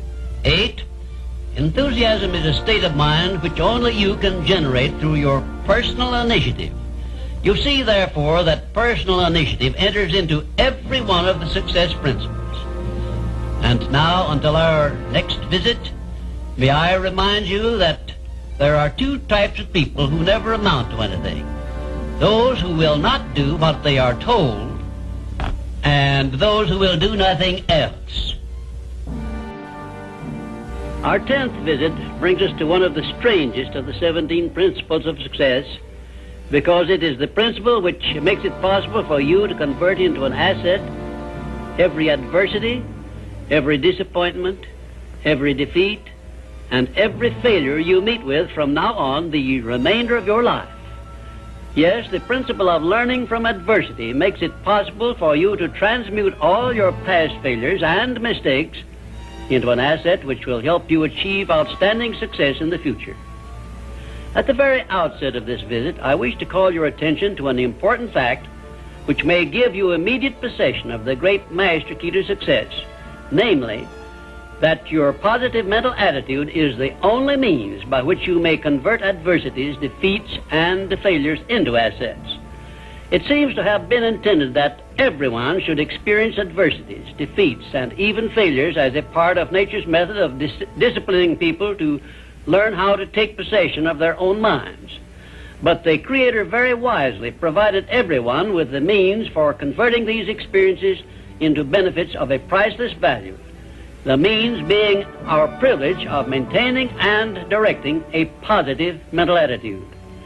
Despite the benefits which we may get from adversities and unpleasant experiences of every nature, no one desires to meet with these experiences. Once you learn that adversities can be made to pay dividends, you will acquire the habit of looking for that seed of an equivalent benefit in each such experience with which you meet. My first illustration concerns a man of whom you may have heard, and I have no doubt you have eaten some of the food which he produced and marketed throughout the nation as a result of an adversity which would have stopped most men cold. The man was Milo C. Jones, who owned a small farm near Fort Atkinson, Wisconsin, on which he made only a fair living until he was stricken down with double paralysis, which deprived him of every portion of his body except his brain. In this hour of his greatest adversity, Milo C. Jones used his mind, took possession of it for the first time in his life, perhaps, and out of that mind came the idea of raising hogs and converting them into little pig sausage. And on that same farm, where previous to that adversity he made only a mere living, he found the seed of an equivalent benefit that compensated him for the loss of the use of his body and lived to see little pig sausage yield him a huge fortune. Isn't it strange that so often people have to be cut down by failure and defeat before they learn that they have minds capable of mastering all of their problems? My next illustration is based on an adversity of a man whom we all know because he was President of the United States, and his name was Franklin D. Roosevelt, who was stricken in the prime of his life with polio, which destroyed the use of his legs. Instead of sitting on a street corner with a tin cup and some lead pencils, as many another might have done under similar circumstances, Franklin D. Roosevelt transmuted his affliction into a buildup of his self-reliance and lifted himself to the highest position available to mankind anywhere on this earth. Got that position and held it until he passed on. Held it longer than had any previous president. Verily, I tell you with all the enthusiasm at my command, that you may find in your adversities the necessary challenge to inspire you on to success, such as you never would have known without these experiences. Right here, may I remind you of the great importance of following the principle of a positive mental attitude, because this is the principle you will need most in converting unpleasant experiences into assets. My next illustration involves a very intimate personal experience of my own, which began when my mother passed on. I was 8 years of age. I know that the loss of one's mother at any age usually is regarded as an irreparable loss which offers no possible benefits. But even in the loss of loved ones, we may find that there is a seed of an equivalent benefit. I found that seed in one of the most wonderful persons I have ever known, when my father brought home my new mother. It was she who inspired me to prepare myself for the opportunity I was to receive later in life, when I met Andrew Carnegie and received from him the commission to organize the world's first practical philosophy of personal success. Had it not been for the loss of my mother, I would not now be having this visit with you, and my books would not now be serving to help millions of people throughout the world to find their places in life. Nothing is ever so bad or so unpleasant that it may not yield some benefit if we keep a positive mental attitude toward the experience and make it a habit to look for that seed of an equivalent benefit. This, of course, involves the application of that important success principle, personal initiative. Now I come to an illustration which involves our great American way of life and all the personal freedom and opportunities we enjoy under our way of life. And it begins with our defeat of the British in 1778. Probably every Britisher believed that the loss of the American colonies was an irreparable loss which offered no possible benefits. Yet you and I know that if we had not defeated the British and made ourselves rich and powerful, the British Empire probably would have been wiped out in World Wars I or II. We know also that although the British Empire survived those two wars, it was our financial help which saved the British from starvation and bankruptcy. So, today, every Britisher should give thanks for the defeat of Lord Cornwallis's armistice, because that defeat finally became the means of survival of the British Empire. My next illustration brings us face to face with an adversity which involves you and I and every other person now living. I have reference to the trend in this and all other countries to rob individuals of their rights of personal freedom, a trend which is in direct violation of the obvious purpose of the Creator to give every individual the privilege of freedom of thought and action. There is something definite you and I can do about this common trend to rob us of our rights of personal freedom. We cannot turn it back entirely by our individual efforts, but we can and we should do something about it where it affects us individually and where we know what we can do and how we can do it. Of course you will ask, what can I do to influence a world trend? And I shall answer by saying there is something definite that you can do. You can refuse to accept this common trend and take full possession of your own mind, thus fulfilling your personal responsibility to your Creator. Remember those two sealed envelopes I mentioned in a previous visit. One of them is labeled riches you may enjoy by taking possession of your own mind. Very well, you have a responsibility to yourself, your loved ones, your Creator, to take possession of your own mind and to direct it to ends of your own choice. This responsibility is yours and no one else can rob you of it or fulfill it for you. You also have a responsibility to your country, which has given you our great American way of life, our great system of free enterprise, which is so designed as to provide one with every possible motive for taking possession of his own mind and writing his own ticket in life. It is definitely a part of the overall plan of the universe to give man the benefit only of those blessings he recognizes, embraces, and uses constructively. Tie your arm to your side and take it out of use and nature rebels immediately by causing the arm to atrophy, wither, and become useless. Neglect to keep in contact with your friends and cultivate them, and you lose them. Show indifference to the patrons from whom you earn your living, or the employer who pays your wages, and very soon you find yourself without a market for your services. It is an inevitable law of nature that you lose that which you do not use. And of course, this applies to the use of your own mind, the same as to everything else. And we who so often boast that we are citizens of the richest, the greatest, and the most powerful nation civilization has yet produced, will do well to remember this law, through which we lose that which we do not properly use. In this visit, I have brought you what may be a surprise, or even a shock, by introducing this great principle of profiting by adversity. If you are ready for this principle, you will embrace it at once, and never again, as long as you live, will you brood over unpleasant experiences without knowing full well that your efforts could be better employed by searching for that seed of an equivalent benefit which is available in those experiences. Now, before I conclude this visit, I shall give you this assignment which, if you carry it out sincerely, may well bring you a new birth of opportunity such as you never dreamed of experiencing.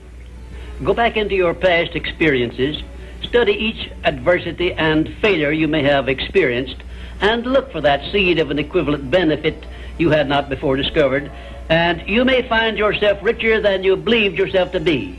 And now, until our next visit, just remember, nothing can be called failure until you accept it as such.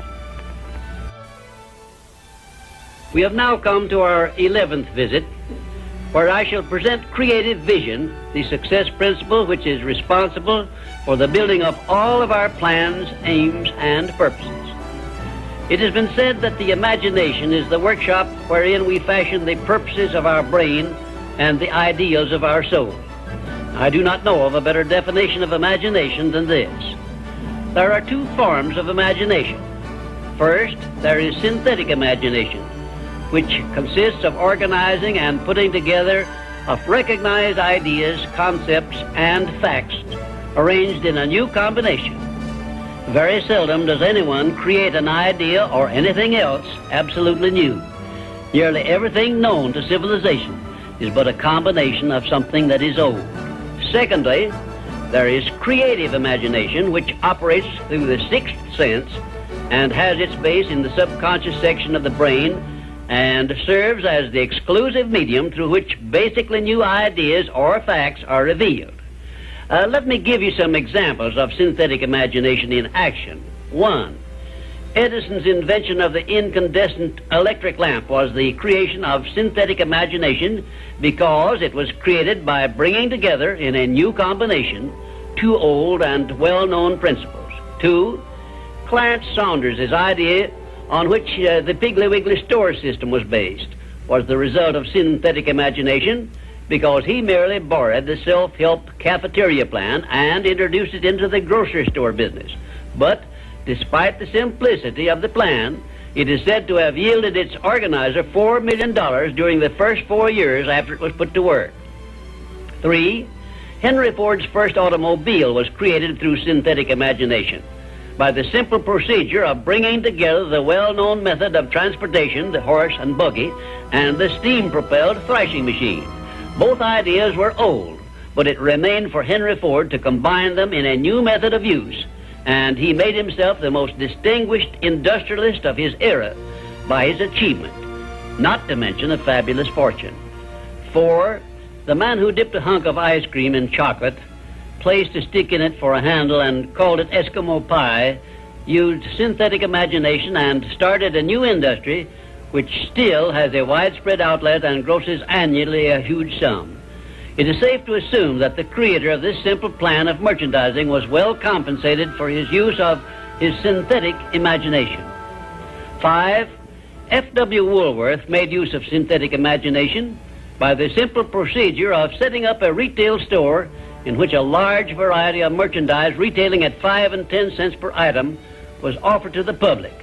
and lived to see his merchandising innovation start a series of similar retail stores which gross annually many millions of dollars in sales and made Woolworth rich in the bargain. Now, I shall give you some examples of creative imagination. 1. Edison's invention of the phonograph was the outgrowth of creative imagination because no part of his invention had ever been known or used previously. 2. Signor Marconi's invention of wireless communication was also the outgrowth of creative imagination because it was based on basically new ideas which never had been used previously. He was the first to discover the means by which the ether could be made to take the place of wires in the transmission of sound. 3. Madame Curie's discovery of radium was also the outgrowth of creative imagination because no one before her had ever revealed either the actual existence of radium or the method by which it could be recovered or refined. 4. Wilbur and Orville Wright's perfection of the modern airplane was partly the result of creative imagination and partly the result of synthetic imagination, because others previous to their time had discovered some of the ideas they used successfully, but they were the first to coordinate those ideas, so they worked. 5. Robert G. Letourneau made effective use of creative imagination by building heavy dirt-removing machinery, which involved ideas never before used, although he was practically unskilled in engineering and had very little schooling of any kind. I worked with Mr. Letourneau for a year and a half, during which I saw him in action many times when he was drawing entirely upon the faculty of creative imagination and receiving his ideas from sources outside of his own immediate education or knowledge. And right here, in case you have not already recognized the fact, I am bringing you very near the point where people sometimes tune in on their creative imagination and come up with ideas which benefit great numbers of people and make themselves popular and rich. I am going to give you these suggestions solely as inspiration intended to introduce you to your faculty of creative imagination. All the good ideas have been used up, did I hear you say? Quite to the contrary, the best ideas are yet to be revealed and put into service of mankind. There are no more opportunities to become rich, did I hear you say? If you will give me an acceptable plan for influencing married people to adopt and use the Mastermind principle in their domestic relations, you may benefit many millions of people in homes where harmony does not now prevail, and make for yourself a reputation worthy of a king's ransom. If you have a better idea or plan for the use of salesmen in any field of selling, your idea may help millions of salesmen to increase their incomes and bring you a reward worthy of the value of your idea. I am still talking to you about exercising your faculty of imagination, but I am limited as to the number of ideas I can give you in so short a time. But I will give you some more useful ideas in my next visit. Imagination is a trait which becomes alert only by constant action based on the success principles I have described in these visits. You are the one who must supply this action. The rules of accurate thinking are so clear and simple that I often wonder why so few people ever take time to learn the rules, since accurate thinking is the very foundation of all successful achievements. In this visit, I shall give you a working description of the rules of accurate thinking, which all successful people follow. First of all, accurate thinking is based on two simple fundamentals. They are called inductive reasoning and deductive reasoning. Inductive reasoning is used when the necessary facts on which to base your thinking are not available. In this case, you act on hypotheses, or what you assume the facts to be. Deductive reasoning is used when you have the facts or what appear to be the facts on which to base your thinking. The next step in accurate thinking is to separate facts from fiction or hearsay evidence and determine whether you are dealing with hypotheses or real facts. When you are sure you have dependable facts on which to base your thinking, you take the second step by separating these facts into two classes. One is important facts and the other is unimportant facts. When you do this, you may be surprised at the overwhelmingly greater number of unimportant facts you deal with daily than there are important facts. At this point, you are almost sure to want to ask the question, what is an important fact? And how can I distinguish it from an unimportant fact? And I shall give you the answer to this very important question by saying that an important fact is any fact which will aid you to any extent whatsoever in attaining the object of your major purpose in life. And all other facts, as far as you are concerned, are unimportant, and you should waste no time with them. After this visit is over, you can employ the next hour to a great benefit to yourself if you will set down on paper a list of all the facts you dealt with yesterday, separating them into two classes, important and unimportant. As a matter of fact, you will make a profound discovery regarding accurate thinking if you follow the habit of daily taking inventory of all the facts that claimed your attention during the day, putting them down on paper in two separate columns, one labeled important facts and the other labeled unimportant facts. Now let us turn our attention to the subject of opinions and see to what extent loose, unsound opinions are mistaken for accurate thinking. To start with, let us recognize the truth that most opinions are without value because they are based on bias, prejudice, intolerance, guesswork, hearsay evidence, and out-and-out ignorance. These are harsh words I'm using, and they represent the source of most of the tragedies of life which people meet with unnecessarily. And I would say that of all the tragedies which cause misery and failure, none is more merciless or destructive than those which grow out of the indifference of people who make no attempt to learn how to think accurately. I shall never forget an experience I had with President Woodrow Wilson while I was working for him during World War I. I asked the President what effect he believed World War I would have on civilization, and his reply was brief, but it was a masterpiece which you should remember as long as you live. "I cannot answer your question," said the President, "because I have no facts on which to base an opinion." If you will remember Woodrow Wilson's 15-word speech every time you are about to express an opinion about anything, the chances are that you will soon get out of the habit of expressing or even having opinions not based on something more substantial than biases, prejudices, and emotional feelings which often serve as fathers to facts. You will learn, if you observe carefully, that the more successful a person is, the less he is inclined to express wild, unjustified opinions about anything. Also, you must have observed already that the drifters who are suffering with frustrations because they recognize they are failures usually have an assortment of opinions on about everything you can imagine. When I hear someone expressing a definite opinion about something of which I have definite reason to believe he knows little or nothing, I think of an experience I had when I stopped a Quaker on the streets of Philadelphia and asked him the time of day. He took out his watch, examined it carefully, and then in a slow, emphatic tone of voice he said, "Well, sir, according to this alleged timepiece, it appears to be approximately 1 minute and 10 seconds past 12 o'clock.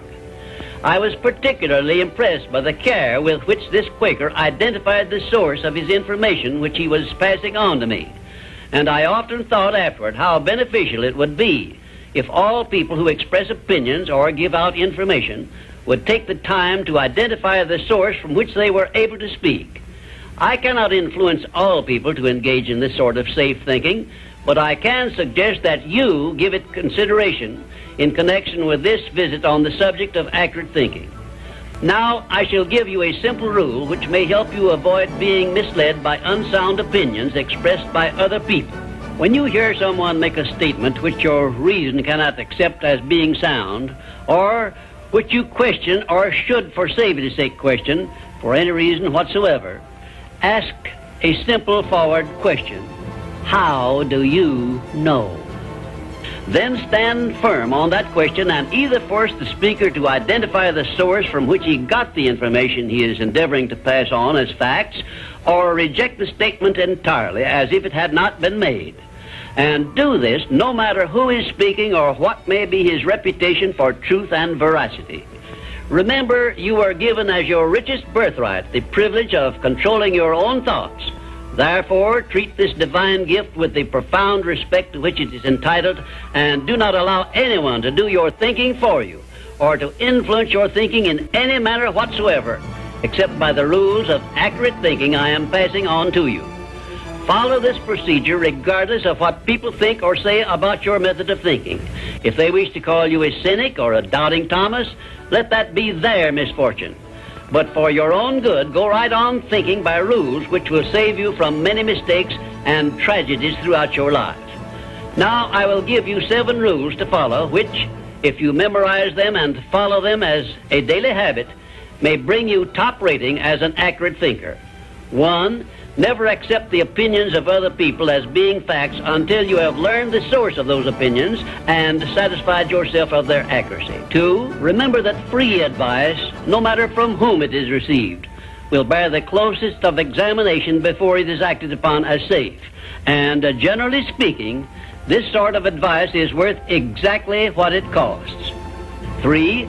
Alert yourself immediately when you hear anyone speaking of others in a discourteous or slanderous spirit, because this very fact should put you on notice that what you are hearing is biased, to say the very least about it, and it may be out-and-out misstatement.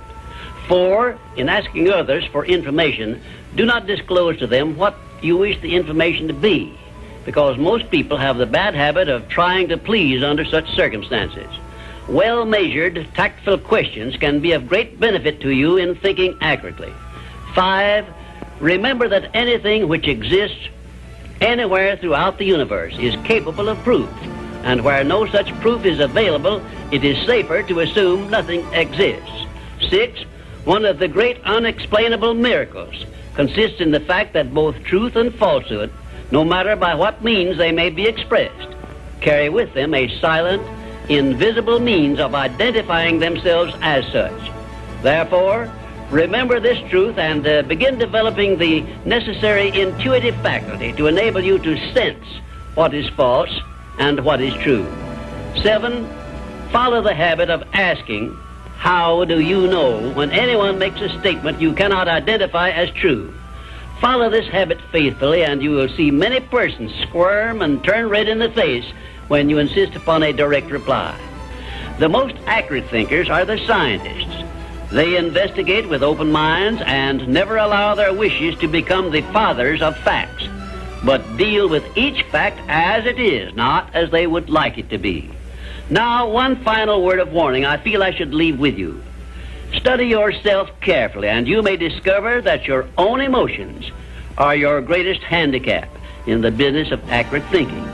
It is easy for you to believe that which you wish to believe, and unfortunately, that is precisely what most people do. This is a method by which many people condemn themselves to eternal failure and defeat, and it is a method which opens wide that sealed envelope which contains the list of penalties they must pay for neglecting to take possession of their minds and use them for constructive ends beneficial to themselves. And now, until our next visit, may I say goodbye. Throughout my life, I've had a wide variety of very high goals, but my major one has always remained the same: to change the world and make it better for this and future generations. Napoleon Hill and his philosophy of success have helped me to develop, maintain, and advance this goal. In his final visit with us, Dr. Hill discusses the nature of universal law and its impact on us all. The 13th visit brings us to the analysis of a law of nature which is the basis of all of our habits, both the good habits and the bad. This law is a vital part of the 17 success principles because it is the means by which you and every other person can put into operation an irresistible power by which your aims and purposes are attained almost automatically by the action of your habits. I have named this law Cosmic Habit Force because it is the law which gives definiteness of action to everything which moves throughout the entire universe. It keeps the stars and planets in their accustomed places, and it fixes the life patterns of every living thing, from the smallest insects to the largest animal, excepting only man, who has been given the means by which he may use this law to establish his own habits and determine his own desires and movements throughout life. Cosmic habit force binds every living thing lower in the scale of intelligence than man with what we call instinct. But man can rise above these fixed patterns by which lower forms of life live and establish his own pattern. This privilege is the only thing over which man has complete power of control and direction.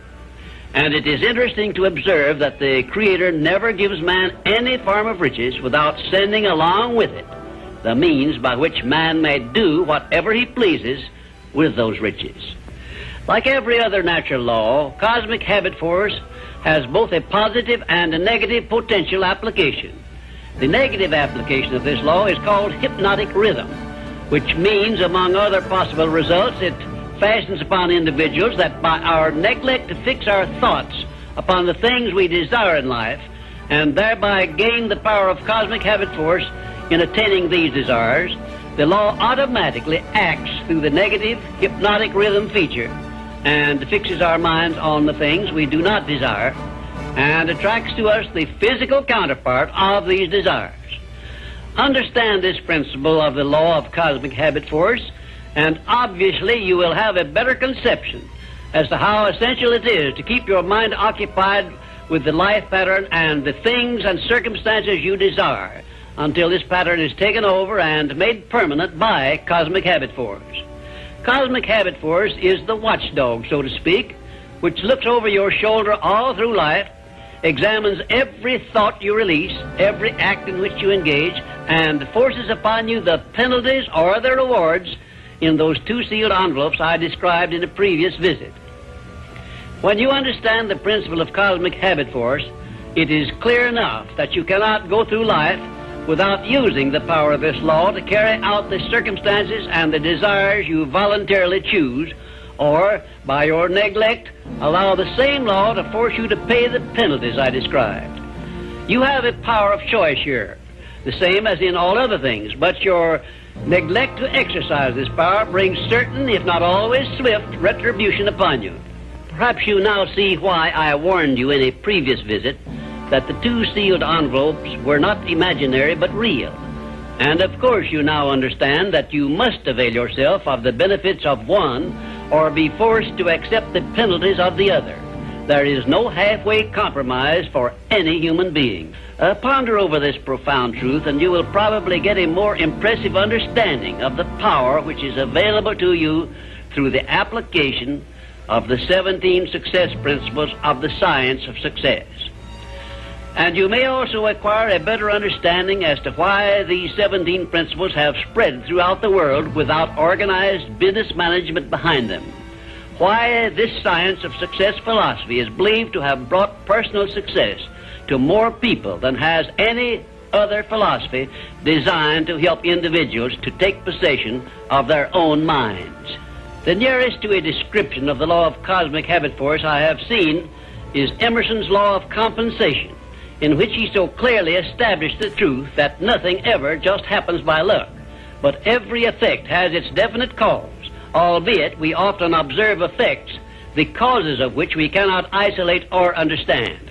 If you will read Emerson's essay on compensation again, in view of what I have said about the law of cosmic habit force, you may get much more from it than you absorbed from it previously. Now I shall give you a variety of illustrations as to how the law of cosmic habit force operates. One, first of all, let me call your attention to the fact that cosmic habit force fixes the habits of the electrons and protons of matter, so that their relationship and chemical behavior always follow the same pattern. Thus we see that everything throughout the universe comes under the influence of cosmic habit force, and everything moves and exists by a pattern which is immutable and enduring, except man, who, as I have said, can break the habits established by cosmic habit force which affect him and set up in their place habits of his own choice. 2, cosmic habit force fixes the pattern of every form of vegetation which grows from the soil of the earth, so that each thing reproduces after its own pattern. A grain of wheat always reproduces other grains of wheat, but never makes the mistake of producing oats or some other form of growth. 1 atom of hydrogen and 2 atoms of oxygen combined always produce water, never anything else, because the pattern of their chemical reaction has been fixed by cosmic habit force. 3, when the human mind is focused on a definite major purpose, the law of cosmic habit force goes into action immediately and attracts to the individual the material equivalent of that purpose, and the procedure is inexorable and never varies. However, hypnotic rhythm, the negative application of the law, will just as definitely attract to one all the undesirable things and circumstances which the mind is allowed to dwell upon, such as poverty, ill health, failure, fear, and all other undesirable things. 4, cosmic habit force, expressing itself through the emotion of sex, is the means by which every living thing perpetuates its species.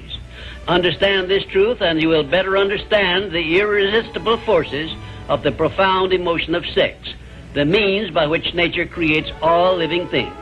You will also better understand why aims and purposes, which are expressed orally under the great creative forces of sex emotion, are acted upon so rapidly by cosmic habit force. 5, we sometimes hear people speak of successful men as being on the beam, by which they mean that those who enjoy success have established a success thought pattern in their minds, which cosmic habit force has picked up and carried out to its logical conclusion. Direct it to definite ends in a spirit of belief in your attainment of those ends, and keep your mind busy in carrying out your purpose instead of allowing it to drift to subjects you wish to avoid. You are on the beam when you can truthfully say, I know precisely what I want from life, and I have faith I shall get it. You are not on the beam when you have no definite major purpose and you are drifting aimlessly through life. People who are failures also are on the beam, but they are on the negative side of the beam because they have neglected to use those riches which came over with them in that sealed envelope, and they have placed themselves under the influence of hypnotic rhythm, which is the negative application of cosmic habit force. There is one word which doctors dread, and it is the word fixation, which means that a sick person believes in his sickness as something which cannot be cured. Fixations can become a priceless asset by those who have discovered the great master key to success and have learned how to develop fixations in their minds based on the things they desire most in life. Cosmic habit force is the power which makes fixations permanent. You should have a definite fixation based on your major purpose in life, but you are the only one who can create this fixation. You can do it by taking possession of your own mind and keeping it directed toward the attainment of your major purpose. If you will do this by following all the instructions I have given you in these visits, in a short time you will find yourself on the beam and headed directly toward everything you desire and deserve to receive. Lastly, remember that your mental attitude is something you control outright, and you must use self-discipline until you create a thought pattern or thought habits which keep your mental attitude positive at all times. Your mental attitude is important because it acts as a magnet which attracts to you everything, every circumstance which makes you what you are and where you are. If you wish to keep on the beam that leads to success, be sure that you give cosmic habit force a thought pattern based on the things you want most in life, and it will do the rest.